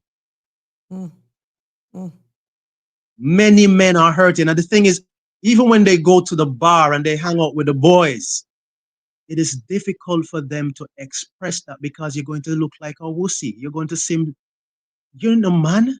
Seriously? It's like a man going to the police station and saying, I've been raped. Were you raped by a man? No, a woman raped me. Like, Virgin, come out to the police station. What? A woman raped you? Men has suppressed their voice. I think the male are more victims of this in terms of this unspoken vow. Right. I think men are more affected by it. You're quite right. Let's take this quick call. Caller, this is Michelle calling back. Yes, sir. I want to just say this. I don't know if it's right or is wrong, but this is what I was told. But, sir, when you say just now about some men think that if they don't have a child, they're not a man. What I was told is, well, okay, you know that the man, they say, makes the picnic, as you would call it, and the woman birth it, right? But I was told that until a man make a baby girl, he's not a man. Until a woman produce a boy baby, she's not a woman. I don't know if it's right, but that's what I was told. Goes back to culture now. Yeah, I've heard that one. You heard that before? Yeah, but it goes back to culture. But they say until a man produce a girl, taking it, that's when he's considered a man, a real man. And until the woman can birth a girl, a boy, then she is a real woman. So I don't know, but that's what I heard. Oh, goodness. So. Okay, thank you. Thank you, caller. It is sad, Sabrina, that we hold on to these beliefs that we grow up on, because really the outcome of a child is really it goes beyond the biological aspect of it. It's really tied back to even energy and the whole spiritual aspect. When this female child decides to come to earth, she will come. When this male child decides to come, he'll come. So it really not have much to do with the man or the woman per se. If you turn certain position, you'll get a boy. If you if you do it under the moon, if you hear certain things, but these things, it's sad that we have lived our lives based on these misdirected truth. And as a result of it, we are suffering for it in many ways.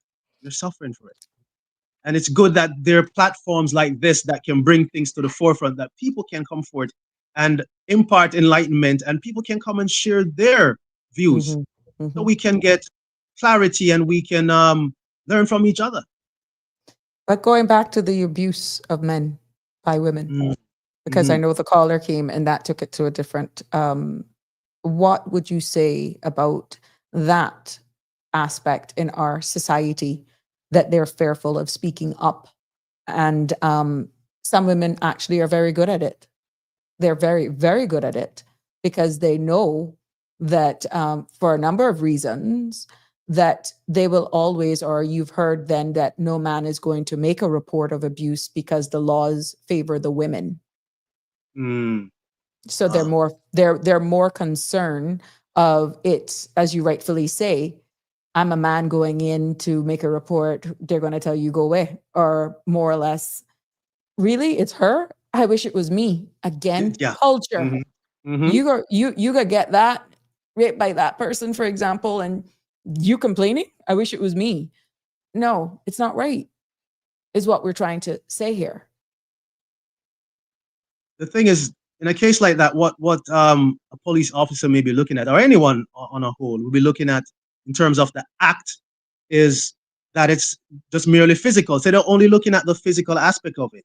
They are failing to look at the mental, as in the emotional aspect of it, the mental, and even the spiritual aspect of it. This man can feel violated. He's violated if he never consented, if he never give the go-ahead. He was violated. But based on culture, how can that be possible? Yeah. You'd hear, how can a woman rape a man? Because it has to do with penetration. Like, it goes beyond that. It's mental. It's a mental rape. It's a mental rape.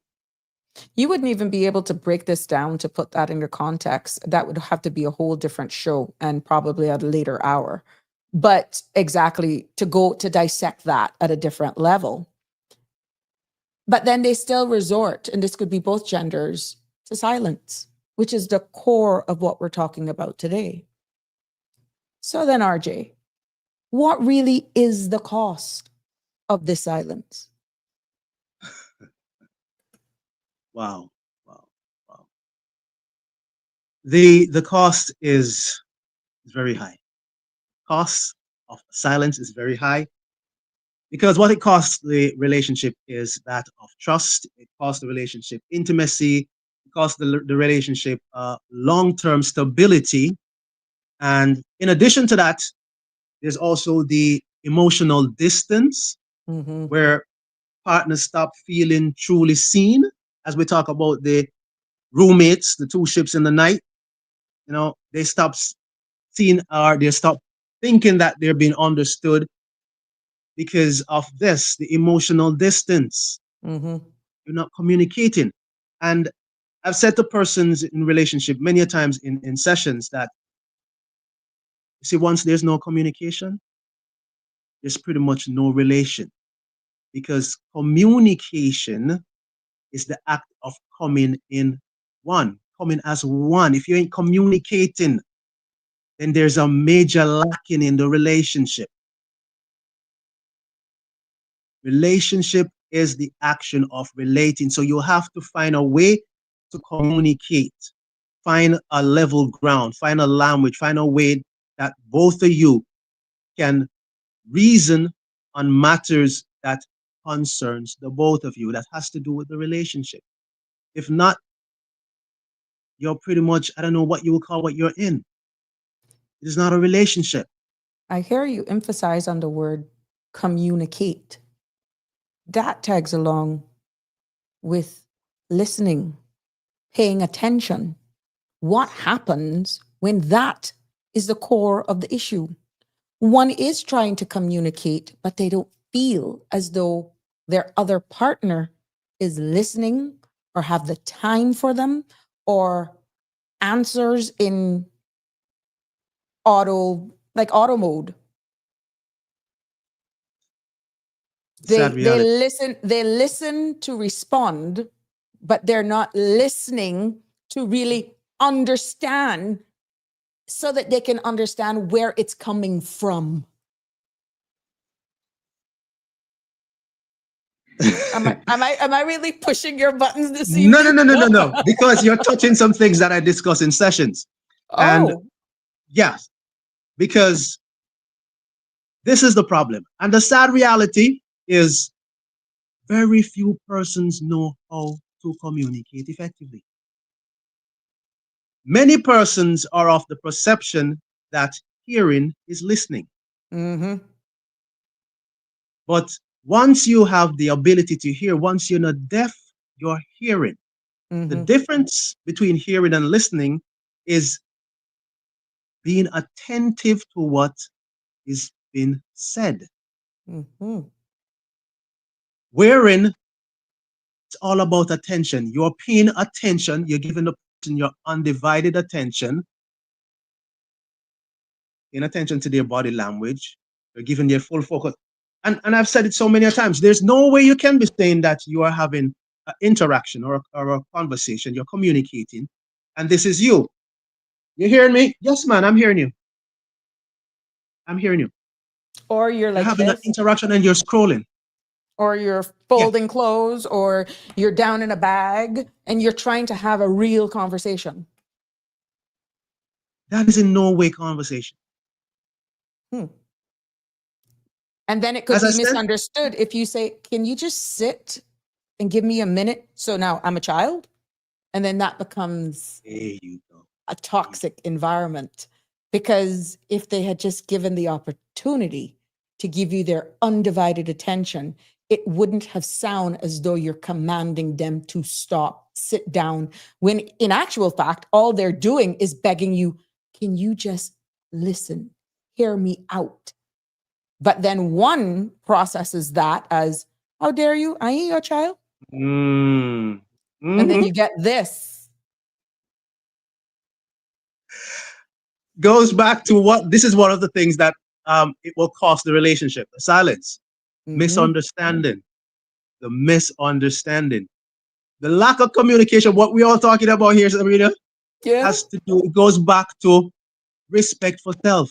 Because if you respect yourself, you're going to respect someone else. So when that person is having an interaction with you, you're going to pay attention to what they're saying, because you would want the same for yourself. Right. So you're going to be attentive. And I've said to persons many a times, you want to know if someone is really listening to you, different from hearing you?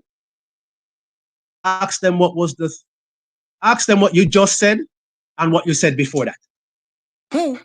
Good night. Yeah, ask them what you just said and what you said before that. But then how do you avoid that from becoming an argument and you miss the core of why you even wanted their attention in the first place? And then that's used as an excuse then to probably leave the home and go to be with their sweetheart. I'm going there. How do you avoid that? You have to find a way to communicate. Is it basketball? Is it find some terms that is going to capture the person's interest, get their attention? So if it's cars they're into, find a way to craft what you want to say based on cars. You know, I know it might sound far-fetched. No, you're just giving an example. Yeah. I'm trying to put forth a scenario now. Give me an example of what you think you would want to say to a man that would cause the man to maybe not give the attention. Like, I guess something like what? Shopping for shoes Shopping. and handbags. There you go. You see a new shoes. You see a new case. Wonderful. Now here, let me paint the scenario. Let me paint the scenario, Sabrina. All right, you see a nice I know who gonna Gucci shoe. support me. Con, you're gonna support me on this one. You see a nice Gucci shoe that you want, Hey, right? or red bottoms. And yeah, you know, Prado, whatever, you know, your brand. What is your brand? What is your brand? Let me not Me, I wear speculate. anything. No, my foot's All right, so you big. wear. All right, I'm cool. a Bandolino girl. So this is it now. So you say something like, hon, you know, I saw a nice Gucci shoe the other day that looked like that nice Audi that you were looking at. You remember the Audi that you were looking at, red Audi? The Gucci shoes look just like the Audi. Look, it's at that store. Yeah, I want to carry you go look at it. But almost when you see it, you're gonna think of the Audi. Like, oh, not gusto. But anyway, let me see what you really want. I'm going to come with you to the store because I know nothing gusto. Right. Yeah. Okay. So you got their attention because you linked the core of what you want to discuss to something that they have an interest in. There you go. What do you say then to some people that says, look, that's too much work. If you don't know me now, you will never, ever know me. I will tell them straight up. Relationship takes work daily. Relationship to have a meaning and lasting, loving relationship, it is daily work. That requires communication is key. and Because if you don't communicate with the person, you won't come to know the person. It is key right there. And the primary thing is respect. But you first have to have respect for self. Because even if I have no interest in shopping, as I say, most men have no interest in shopping. But I have interest in you. So what you have interest in automatically becomes something I am interested in because I'm interested in you. It is just like that. As long as that's organic and not until you get the prize, you commit and then you go back to your true self. And then what's said, that you get. And that is why I say it takes daily work. And you ought to know, after a while, after being involved with someone, and this is why it is critical to go through the process of the whole dating process, the attraction, the confirmation, the dating, the courting, before you put on the ring, before you get there. Take as much time to know the person, because listen, a person can pretend for this long, you know, especially a man. A man break quicker than a woman. A woman can pretend for years, but a man can pretend thus long. I tell you that.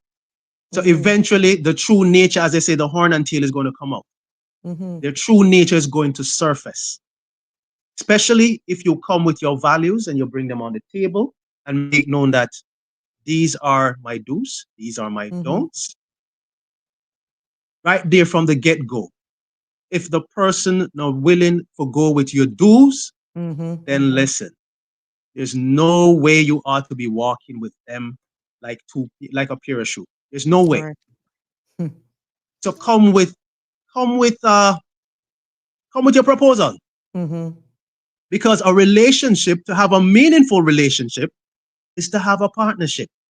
Right. So come with your proposal. Make known from the get-go that, listen, these are my values. And I ain't going beyond my values. Now, at some point, this silence has to be broken. What is in your opinion, the first step? What would it take to acknowledge this silence in your life? And pretty much, is it a single moment of clarity or slowing of burning frustration? Because we gotta help people break the silence overall.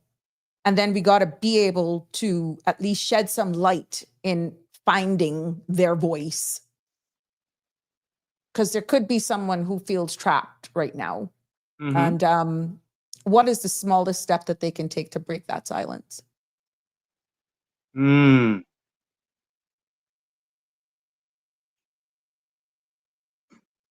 The smallest step I will say is to start valuing self. Start valuing self in the sense of realizing that this person is undermining you, Mm-hmm. then there's no way you need to be with that person. Speak, make it known, but do it gently. Mm-hmm. Use a gentle tone. Find the right time. It's also key.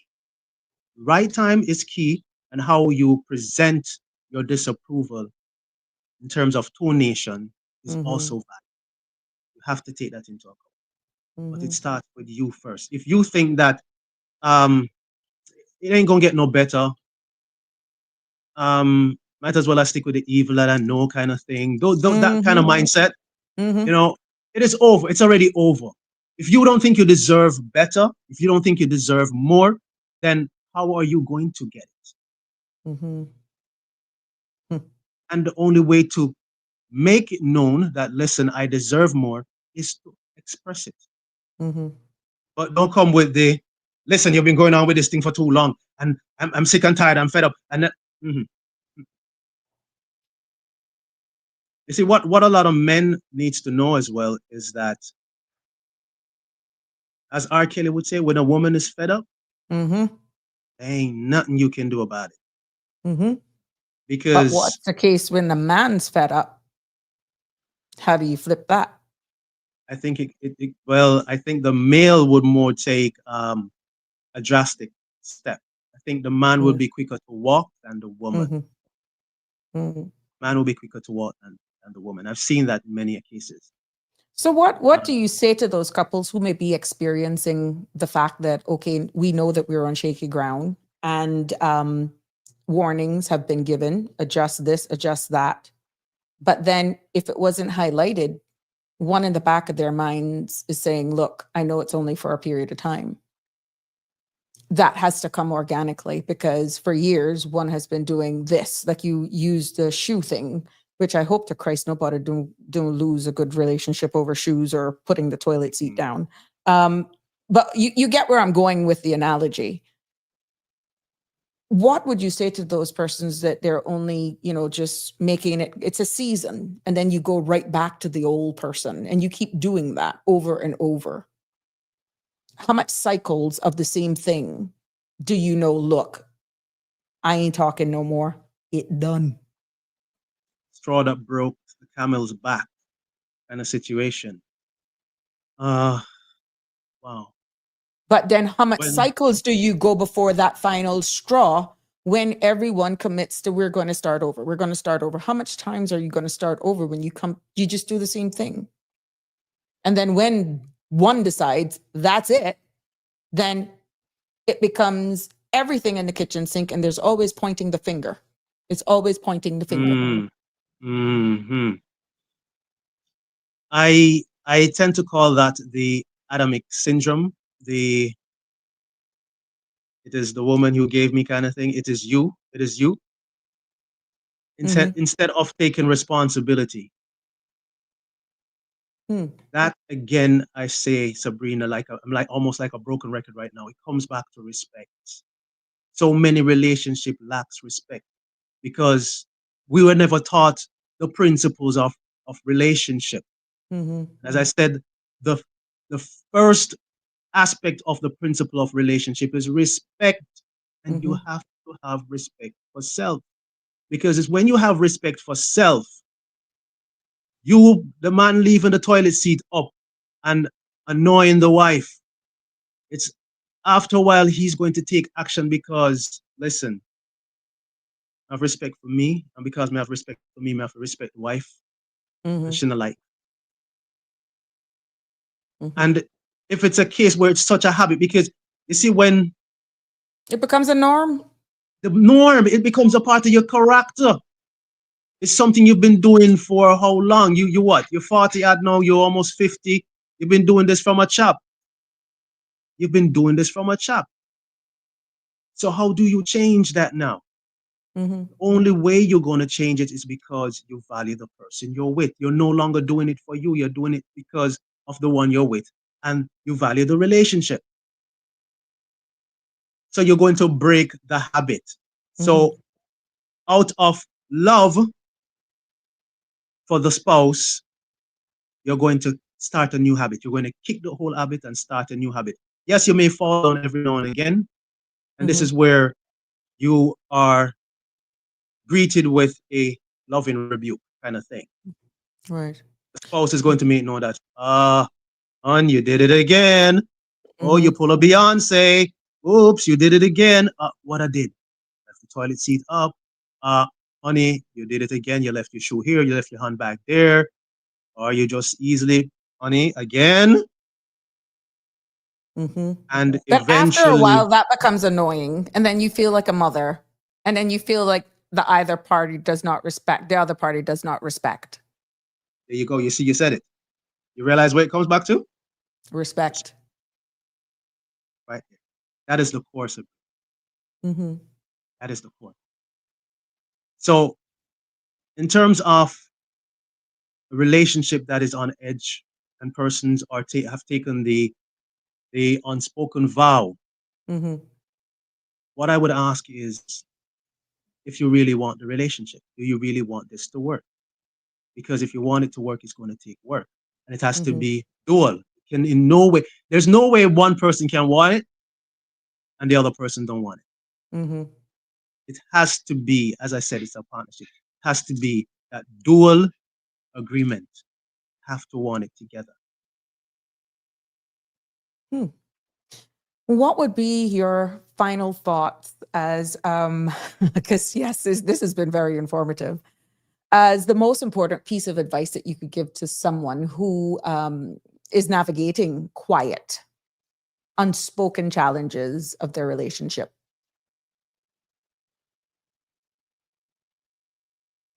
What could be your final thoughts? Just as how it said that closed mouths get fed, closed lips, unspoken words is never heard. You never know. So if you think you're unable to speak with the one you're with, find someone that you know they respect and you both respect, so to speak, and speak to that person. You don't have to get too in depth with it, but just make known what is happening. It could be as discreet as possible, but say something. Because truth be told, if that person that both of you respect, or maybe even so much more one partner respect, they are going to see something happening, but they may think it's not their place to intervene because nothing is said. So find someone who you have respect for, your partner have respect for, and express yourself to them. We got one comment from Damien Henry. A man will leave a woman on the snap of a finger, but a woman leave a man in their head long before the physical. Wow, you're on You point with that one, David. That's for sure. That is for sure. And how you can tell when that happens, the interaction dampens. You start get the one syllable. You're okay. You sure? You haven't been talking to me lately. Really? I thought I was just talking to you. That's the most you may get. But and then what's going to happen now? The intimacy lock, shop lock. So you start get the man start get, oh, ever so often I have a headache. I'm having a headache. That is when she has already exited stage left and it's done. But he thinks because she's still there, for whatever reason she's still there, it being the children, it being the financial obligations, bonding obligations, he thinks she's still there. And she's still being civil. Miss Marjorie says, in the old days, shacking up was not allowed. You never know someone until you live with them, which is what you're saying. It all depends on the age group. And it Mm. goes back to what the first and second caller said as well. Yeah. On that note, in terms of how things were done in the Earlier days days. back then, the earlier years, I'm trying to remember the term that was used. A dowry, I think it is, wherein the man had to ensure he met the woman's father, and a dowry had to be given. That is no longer a thing this day. No. But to some extent, some person would say, yeah, he's selling him daughter. But there were certain standards. What persons need to realize is when you get into marriage, a lot of persons may be unaware of this, but the whole purpose of the father walking his daughter through the aisle to the altar is an exchange of responsibility. Okay. The father, who is the source of his daughter, her source of everything, protection, finances, when he goes over and puts her hand in the hand of that man, it's a relay. He's saying that you are no her father, you are no her source. You are responsible for her protection, it being physically, mentally, emotionally, and you're responsible for her financially. That is what really takes place at the altar. It's an exchange. Many persons are unaware of this. Many men don't know what is happening when he takes on a man's daughter. So that is why the whole meeting was important. The father wants to know, okay, what is your aspirations? What kind of job you do if you're already working or if you're a teenager? Oh, you like my daughter. What are your aspirations? What you want to be in life? Have a decent interaction. And he's like, I think I kind of like that boy, you know. But he's still observing him. That's the first aspect of any relationship. He's observing. And then, okay, the father may confirm after the first date. Okay, I'm carry her back early. He opened the door for her. I haven't seen that in ages. But young man still does that. And then if he has a close, intimate relationship with his daughter like that, he sit down and the daughter will talk to him and like, so what happened on your date? Oh, daddy, he did this. He pulled out my chair. He did that. Like, okay, a rare one. I think I like this boy for my daughter. But what do you say then to the independent women that would be like, I got my own door, so what? I can pull up my own chair. Again, this independent thing, I can do it on my own. I don't need you doing that. That can actually just makes a man just so, it weakens him. And the thing about This thing of independent woman can actually ruin a relationship as well. You ask for it and you get it. And when you get what you ask for, then you don't know how to handle it. Oh boy. And I may get some backlashing for this. I may get some slashing on my back, like a Your 30 wife slashings can. of my back, like Jesus. Like the Christ. Is your wife in the front of you right about now?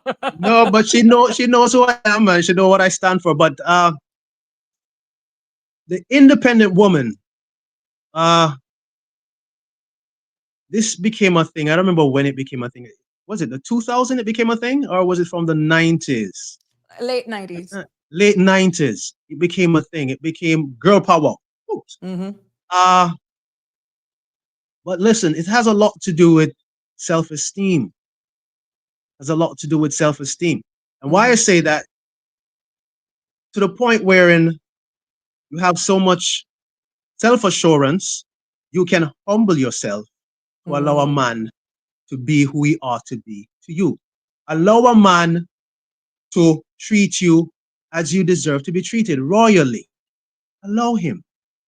It's either that or the woman don't think she deserves it. She may say it with her mouth, but in her mind, her heart, it's something different because she have gone through so many abusive relationships. When the true thing that she always desires presented, she don't know how to deal with it.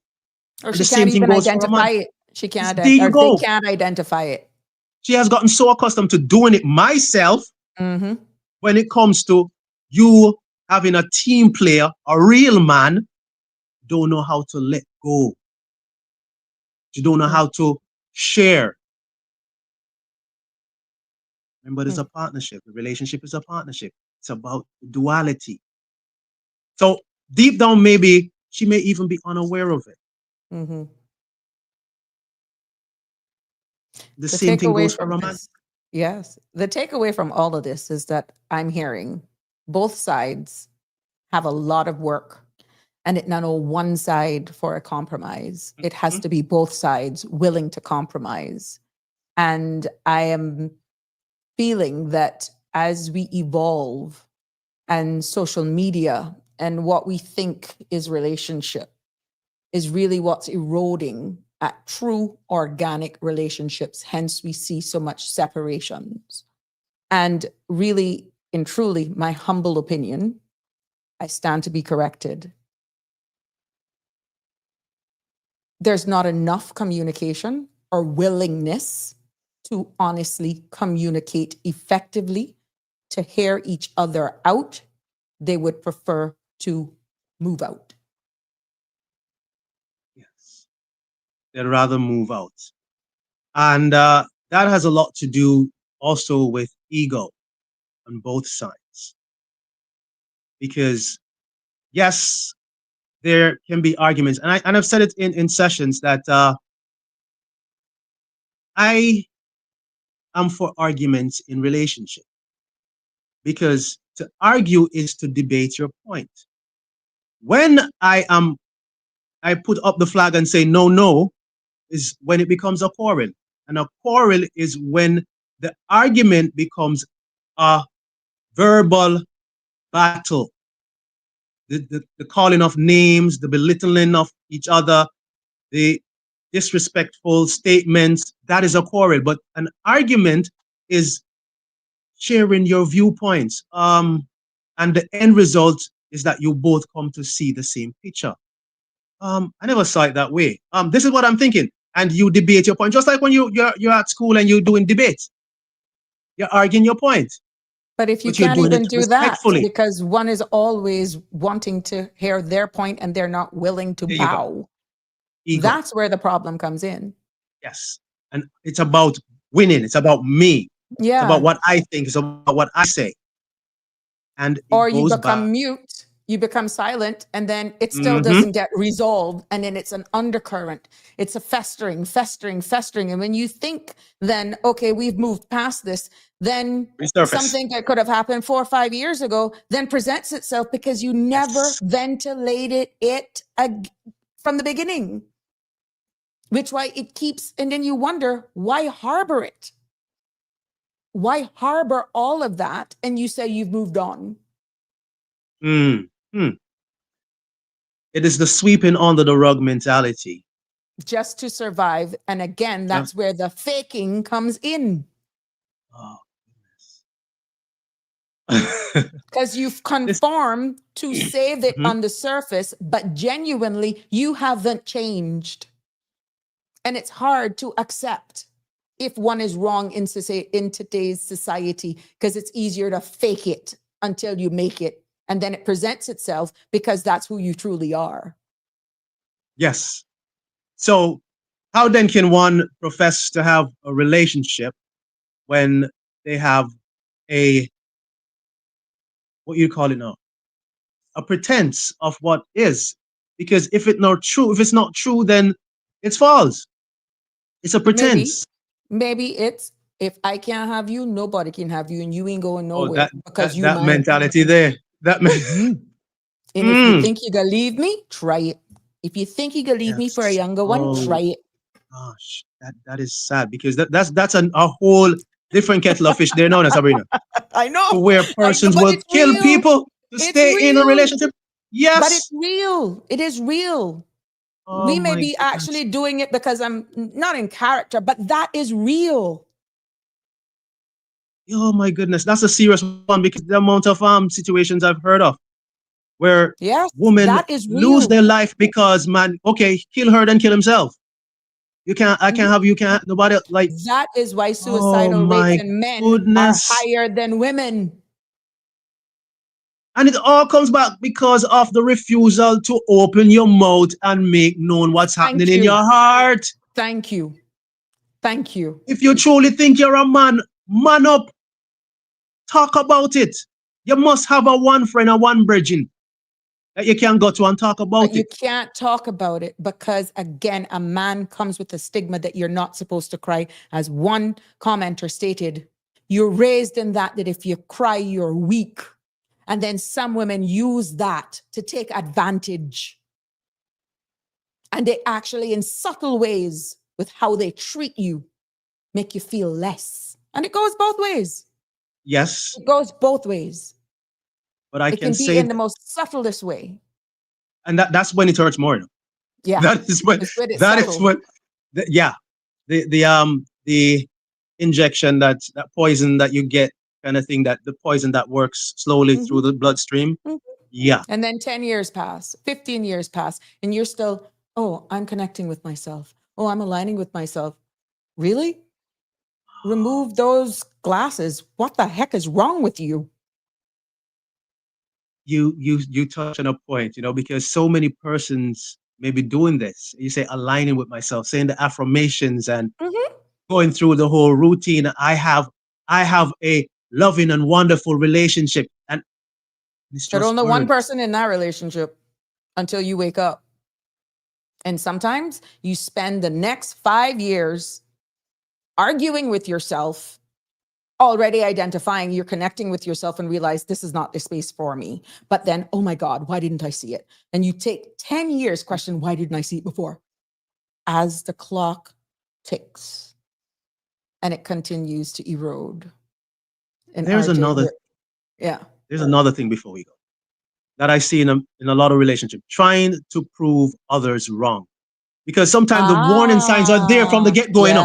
The warning signs are there. Your Um, fault. It's that yeah, fault. Yeah. Hmm. yes. And you may point out to your girlfriend, like, listen, I don't think this is a guy for you, because you are seeing, you're on the outside looking in. So you're Yeah. seeing clearer than what Hmm. the person on the inside is seeing. And you say, I don't think Hmm. this is person for you. You see that, Hmm. but you want to prove Sabrina wrong. Hmm. So, when you're seeing the warning signs, you're like, I'm going to prove her wrong. So Exactly. I'm sticking it out. Or that was So, them. That's not going to happen to me. They've changed. ah, They've mhm. changed. That not gonna happen to me. That will never happen to me. Oh, Let's goodness see what gracious. Jim is saying. Independent women scare off a lot of men. Those women have to find a good, strong, independent man to meet them at their level. A bossy and controlling woman is different from an independent woman. Ladies, don't settle. Mhm, Men know the difference. And Marjorie says, mhm. I think she meant to say, that was what Jim says. Marjorie says, relationships take a lot of work. It should be all natural. That's why I have been single for a long time. I've only been married once. I would never get married again. It is not for me. All right, allow me to address that one. That is what we were taught to believe, that is all natural, just as how love is all natural. You have to learn the principles for it to be effective, for anything to be effective. You know this, Sabrina. But Mm-hmm. anything to be effective, you have to know the principles of it. And we were never Mm-hmm. taught the principles of it. So just like we talk about a ship, a captain has to sail the ship. He has to Right. put in the proper coordinates. You have to put in all of that to navigate the ship Mm-hmm. properly. It is the same thing with a relationship. Mm-hmm. And the first part has to do with knowing yourself, having a relationship with self. So that's what this person may want to be doing right now, having a relationship with herself, learning And to have a what's wrong with relationship. that? What's wrong with that? Because Nothing at all. sometimes, again, it goes back to family pressure, societal pressures. And then because people don't know what happens behind closed doors, then somebody gets the wrong narrative out in the public's domain. And then you have to live with that. That is the greatest relationship anyone can have. And I'm saying this as a relationship advisor. The greatest relationship anyone can have is a relationship with self. Because until you can have a relationship with self, you will be inequipped to have one with someone else. So, Mhm. yes, develop that relationship with self. Date yourself. Take yourself to the movies. Go buy yourself ice cream. Go somewhere and treat yourself to a glass of wine. Date yourself. Mhm. So what will happen, when you do that, especially for a woman, her value, she know what she's already able to do it for herself. So when a man comes in the picture, he has to come correct. He has to come correct because this woman has been doing it for herself. So you're going to have to do that she already has been doing for her and ensure that she's comfortable letting go and allowing you to do it. So she have to see that you're equipped to do it. Right. RJ, we could be here till 10 o'clock because you realize we were like Christopher Columbus and Nancy Drew, you know. We ran around what the old people would say, the horn today. Mhm. We went around I the thought horn that would today. be Nancy Drew and Hardy Boys. That's Yeah, Nancy Drew and Hardy Boys, right? yeah. But I'm getting Yeah, we have sketches. some great feedback that is very informative tonight, and some people are just listening. And we know for a fact that people do go back to these podcast shows, RJ, and watch even after the fact. But let's go to this from Ms. Ebanks. I can never pronounce that right. Relationship is easy because you can walk away from the man or woman. However, marriage is hard because it's a covenant with God and yourself and your husband or wife. But that brings to another subject as well. We're seeing the laws of the Cayman Islands. Yeah, going there. Where you actually, there are 5 subheadings when you know that it's done, that you would have to prove in the Cayman Islands courts to file for grounds of a divorce, for example. So we're finding out that it's more complicated, or it's more bureaucratic. The bureaucracy is there for proving grounds. If 2 people can identify no fault does not exist in Cayman for grounds for a divorce, where 2 parties mutually agree, this is just not working out, we're going. But here you got to find, unreasonable behavior or adultery, so it's almost easy. This came up in a previous episode. It's almost easy to go and have an adulterous affair or unreasonable behavior, because then grounds for divorce will be established. So when you look at what Ms. Ebanks is saying here, that is what's imprisoning people, and they're not taking that serious. But what happens when you mature in a marriage and you realize we're on different paths? And then there are no faults. It's no fault. It's because we have matured differently with time. We choose to go our separate ways. But under the subheadings of the legislations here, unreasonable behavior, adultery, there's 3 other ones. So that in itself, exactly, or separation for 3 years, or separation for longer than 5, that's 4. And then there's some other ones. Yeah. Permission to go rather touch something in a rather in-depth manner. I'm asking permission before I do. It has to do with marriage. Go ahead. But I'm going to take it from the standpoint of the Hebrew beliefs. All right. And that is said to be tied to Christianity in some aspects. But in terms of the Hebrew root word for marriage, it is said to be that of onah. And the meaning of the word for onah has to do with cohabitation, sexual or sex. Now, in marriage law, based on the Hebrew belief, in Exodus 21:10, onah has to do with conjugal rights and sexual intimacy. So, in essence, what I'm getting at is marriage is sex. So, pretty much everyone that someone has had sex with, they have actually formed a covenant based on the Hebrew beliefs. So, it really ties back to, as she's saying, relationship is easy, but once sex comes into picture, a covenant has been formed that, based on the Hebrew belief, is marriage. So it is deeper than you think. So if you can walk away from the relationship, you can walk away from the marriage too. Think about it. I will allow you these couple minutes to wind up, because only with your permission, sir, you're welcome back any day. But But you say you have a podcast, and we want to know more Yeah. about 547 Advisors Cayman. Share your contact details with us and share with us your podcast, because I'm quite sure people would love to hear more from you directly, that I'm not in the picture asking you these questions and playing devil's advocate, which I enjoyed the banter, to be honest. Okay, so let me call wife, because wife is normally the one who deals with the admin aspect of things. But 547 Advisors, we advise on matter of sex, health, relationship, love. The wife touches on the health aspect of things. Yeah, Mhm. Melissa. While I touch Oh, 1 second, on caller. the caller. Let's Let's get the speak. caller. Let the Yeah, caller speak. go. Yeah. You're live, caller. Good evening. You're live on Sabrina Speaks. Hi. Hi. Good evening, Sabrina, and good evening to your guest. Let me RJ. turn this down. Yeah. Yes. No, I was saying good evening and good evening to your guest. We're about to wrap up, though, Dave, so hi, I'm going how to you ask doing? you to be concise, please. Yes. I was just tuning in. Are you closing off at 6:30? It's 7 o'clock now. We're in overtime, Oh, it's which is why I'm almost 7. asking you to Yes, be concise, that's true, yes. please. If you have a No, question. I just wanted to quickly say that I don't necessarily agree with the point there that women should primarily focus on dating themselves. But you know what? I'll just call back and bring the topic up tomorrow evening or something.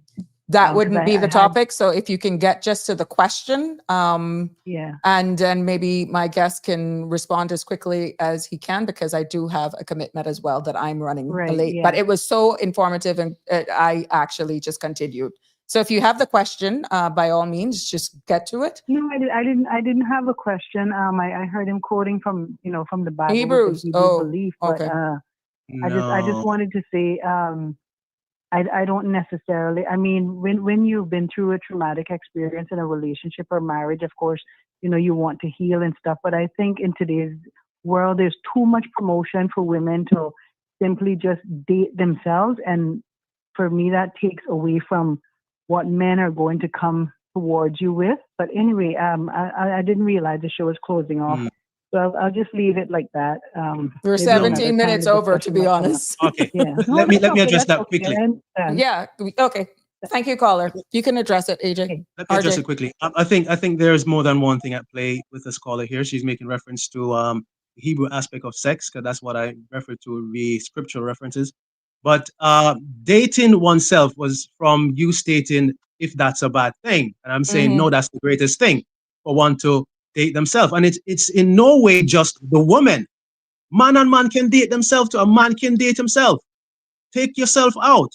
It is all about getting to know yourself. You have to have a healthy relationship with self for you to be able to have a healthy relationship with someone else. So that, I hope that brings clarity to your miscomprehension, dear caller. What that means, RJ, is that you could come back. I didn't say that, but I said it. This is recorded for quality assurance purposes. Anyway, I was saying to you, Lisa brightly says, wifey, she's setting me up, wifey. Getting God's set up. grounds for a divorce is unfaithfulness. But even in this, the persons can see a counselor to stay together, or they can proceed with a divorce. That's Lisa Brightly. And Marjorie is saying most men here fool around a lot. That's, I think we're realizing. I'm not even going to leave it just to the Caribbean. I think we actually say Caribbean men because that's where we're from, but I think it's happening in all races and regions, to be honest. And it's so much easier now to be connected. RJ, you could actually have relationships via WhatsApp. You can have relationships just through these mediums. You could actually fall in love through social media. What you defined as love, it's virtual love. So that's a different show. And that then erodes what we were saying is actually what we were dating, the courtship, because everything now is emoji. I can actually have a full-on conversation telling you exactly how I feel, and I don't use letters. I can just do the heart. I can do the emoji kissing you. I can do the heart. And then they got all of these blooming vegetables. I not went there because it's after 7. But then, Marjorie saying most men, yes, most men here fool around a lot. Connie is saying, I enjoy my own company. And Miss Dorothy is saying some men are only interested in sex and not the relationship. But you can see where this show has been jam-packed. I love that though, but that would probably take us to another hour, if not longer. Oh goodness, And, we're gonna wrap. We're gonna wrap because right there, the reason the reason so many men believe that they're so into the act of sex and all they want is sex is because they're mistaken, as my wife said earlier. She carried a question. They mistake sex for love. Right. But that's a total different. That's a total different podcast. You see, Connie say, look, Connie says, well, I have a relationship with Cayman Malroad and Sabrina Speaks a kinder, gentler world. See? Because I've never met you. I've never met you, but look at what we have exchanged just preparing for this show. It was through your wife and then you. And people would think just our relationship virtual space that I know you. Some of the things that we were actually speaking about, I'm quite sure I floored you because this was not rehearsed. There you go. This was how long we know each other now? How many years we know each other now? Really? How much in virtual years, about 2 hours and a half. Oh, in virtual goodness years, gracious. it's 2 hours and a half. I would really have to probably, and I don't think you have a profile picture, but yeah, the picture you sent me, I would literally, because I'm horrible at this, have to look at your picture without your wife, because I know your wife, you would have to be with her for me to even identify you once this link ends. Wow. Because I don't know you. You yes. see what I'm saying? Yes. So people, when we say it's easy to have affairs without being in other people's spaces, is where we're taking relationships to a different level. No. You can't. You don't have to be in somebody's space to have an affair. Those days have changed, as you said. Yeah, that's what I'm saying. Yeah, the virtual relationship. I mean, that's another life. Yeah, we're gonna go to like 10 o'clock. You see people in their phones now, and they're down in there, and you're sitting there pretty much screaming, "Can you just look at me for 5 minutes?" But hold on, Sabrina. Before even the virtual world, many relationships back in the days, many persons became partners and husbands and wife through pen pal. You remember pen pal? It's true. It's true. And send love letter to your pen pal. You literally used to wait for the mail van to come. What? Come on. So it was even before the whole virtual era. See, Dorothy McLeod says, "Oh, this is interesting. Take the time to make them get HIV testing before." Oh, that was a thing. That When you got to test drive the car first, you see? And then Lisa is saying, love is not what is done behind closed doors. That's profound. Look, it's like my students are just waking up when we're winding down. Like, what the heck? Now, you see, that's one of the measuring stick persons can use when getting involved. You're going to have to get tested before we even go on a date. And you have to be there. You know how many single persons go ahead? Yeah. Oh but God. That was frowned upon. I'm hearing, oh my God, and I'm pushing this longer. I'm hearing that there's some parties right here that's a prerequisite to get in. You come with your STD results. Oh, I get what you're saying. Those kind of parties. It's these kind, and it's happening here, and it's happening everywhere else. Yeah, man, it's happening even in Jamaica. Prerequisite. See, so I'm not talking foolishness, right? No. At the end of the day, with everything that's happening now, and I'm hoping that I can get the good doctor on here because this is a public health thing, and I can bring up this conversation very easy about the HPV vaccine.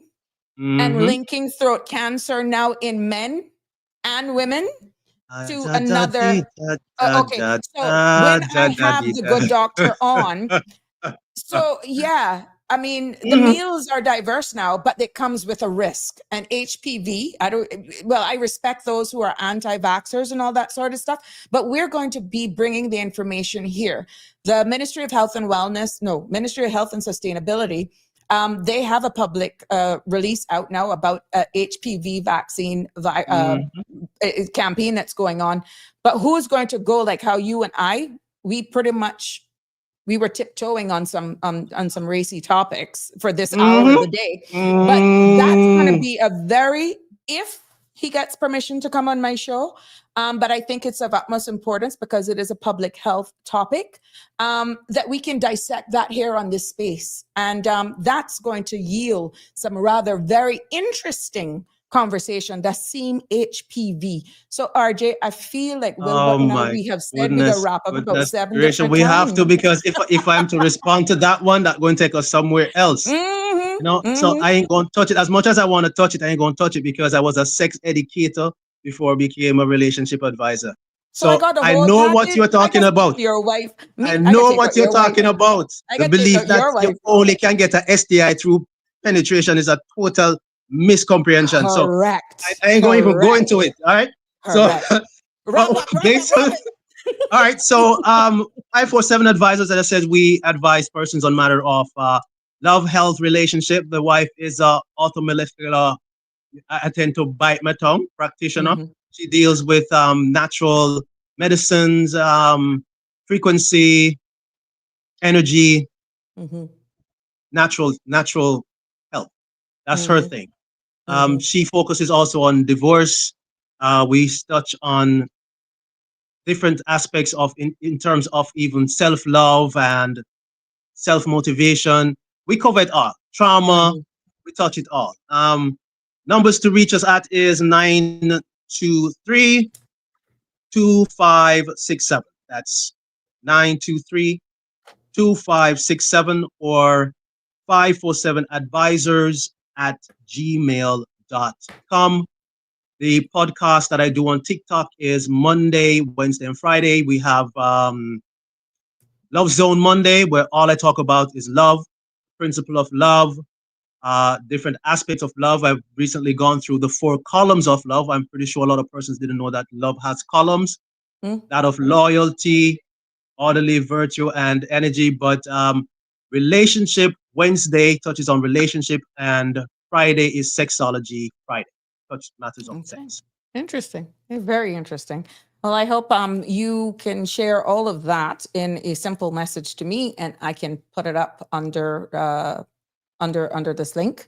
And I want to honestly, I found this very engaging, as you can tell, and very informative. I know I threw a couple of curveballs at you, but that was the beauty in making sure. Yeah, you brute. Yeah, I had to pull a Brian Laron. Yeah, no, that's why it was so good, and we connected with our audience.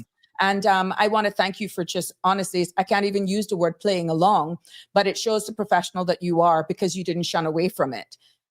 Even if I stunned you a little bit, it had to be said because it put things into perspective and context for these type of conversation. I feel, in my honest opinion, really matters. But I want to thank you. I want to thank your wife for loaning you to me for a little bit. And based on the Sabrina Speaks family, you got to come back. Okay, then. Yeah. See, somebody's saying I need 3 hours because 2 hours is not enough. OMG. And I'm just extending to 2 hours now. So again, I see where the subjects do hold an audience because we start at 5. A lot of people are getting off of work. They're in commuting home. But once CMRTV.com actually becomes with radio, people will be able to keep it even on the radio as well. So I honestly want to thank you from the bottom of my heart. This was another successful show. I know people were like, where the heck is Sabrina going with this today? But I'm so happy that we were able to keep it still contained in a way, but we're able to explore those uncomfortable conversations. And no longer remain silent. Yes. We're hoping that people will be able to find their voices after today. Yes. You know what I like, what I realize is happening here, Sabrina, and I'm pretty sure you've realized it prior. What you're doing is building a community of openness. Yes. A safe space, a safe haven. RJ, it's not easy because people don't understand it. People just don't understand it. but I'm hoping consistency pays. It's important to have sound topics. We don't have to be lambasting people or it's just a matter of how we deliver. And like Sandra always say, Sandra has her show. She has her style. I hear her saying it all the time. Sabrina Speaks has her show. Sabrina, well, people even call him now Miss Speaks. But I have my style. I have my style. And I'm not telling you that there won't be a time that we have to, like yesterday was pretty intense because of unscrupulous employers. But my aim here is one, to create, as you said, and you've identified, a safe space. Be able to have the difficult conversations.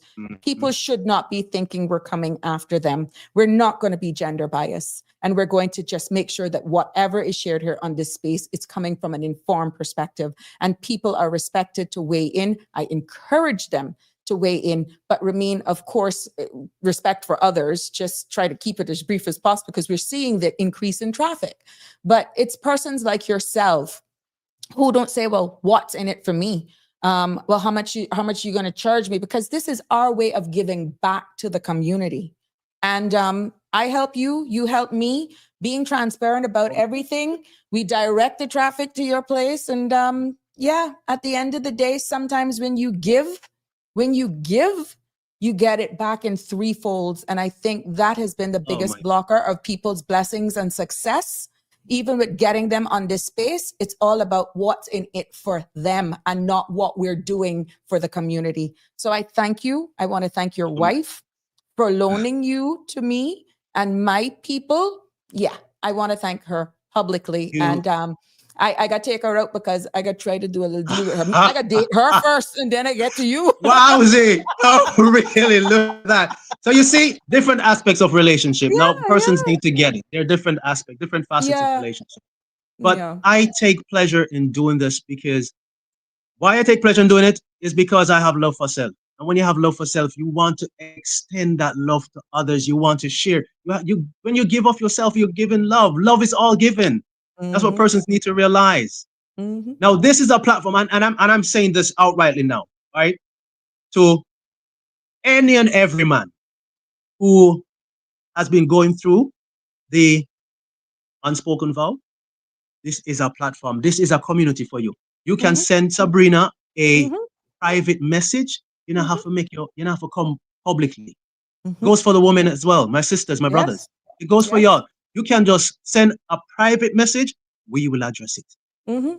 Yeah. Right? Yeah, we will. So now you have no excuse. They have no excuse, Sabrina. Nope. Lady speaks, Miss Speak. They have no excuse, right? No excuse whatsoever. And like I said, speak about it with Sabrina Speaks. Yeah. Right here. And I am not scared to actually take on the challenge, to be honest.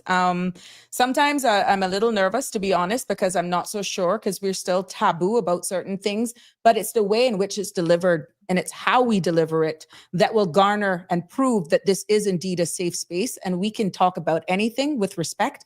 And it is proven here, right here in this space. And thank you for that endorsement as I endorse you, your wife, your business. And that is not just for the space, that is being honest, because for far too long, what you do, what we're doing in this family has been missing from a society. And it shouldn't be anyone suffering behind closed doors because you don't have an outlet. I'm not a professional. I'm just real. Some think I'm too firm or I'm too bold. That's your problem. That's not my problem because I know in here where it's coming from, to be honest. And let me tell you quickly, I know we have to wrap, but I mean, that's the eighth time. This is so beautiful. This is so beautiful. Listen, that beats any professional, that realness. And I'm coming from a standpoint of one who's also into music because I've produced and I've done music. I've done recordings. One of my most, to date, most effective work is a collaboration with reggae artist Anthony B. So yes, I'm saying this from a musical standpoint. There are producers who can play a chord, can play an instrument, but they know they are real with music and they know what they want to feel. And when they tell the musician what to play, you believe that they know instruments. So what you're talking about, that realness goes beyond any professionalism. Yeah. Yep. That beats it. So Thank you. I end on that note. Lady Speaks. Until next time. And to all those who were part of this spoken moment, thank Yes. you for allowing me into your homes, your cars, wherever you are. Mhm. Thank you. It was an honor. It was a privilege. It was a pleasure. Until next time. You got to leave to come back. I'm off the block. Take care. Take care. Take Thank it you easy. so much. Sure. Well, there you have it. OMG, we are really pushing this. You know, we pushing this.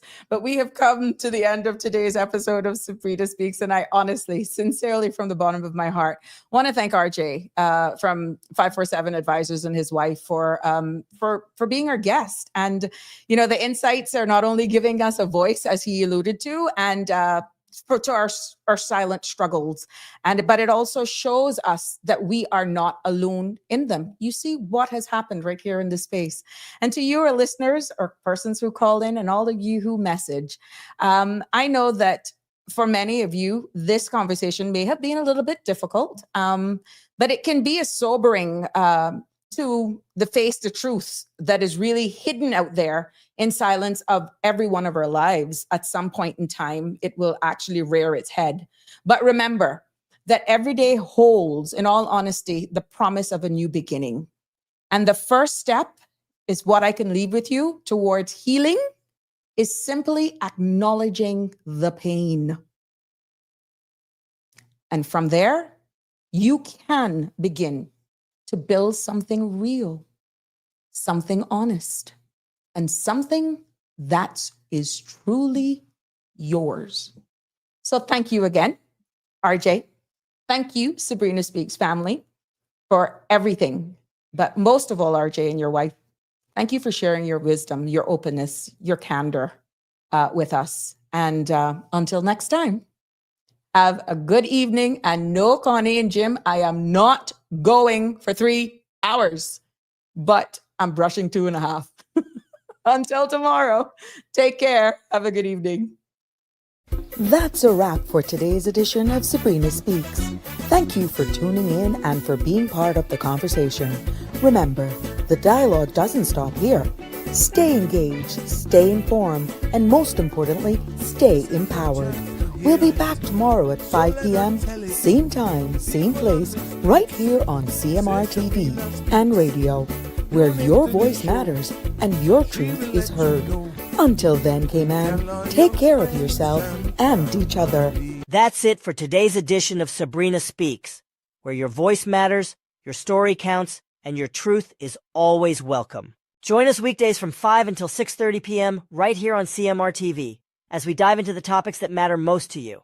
Catch the show live or on demand at cmrtv.com. And don't forget to follow us on Facebook, YouTube, and Instagram so you never miss a moment. Until next time, stay informed, stay engaged, and always speak your truth.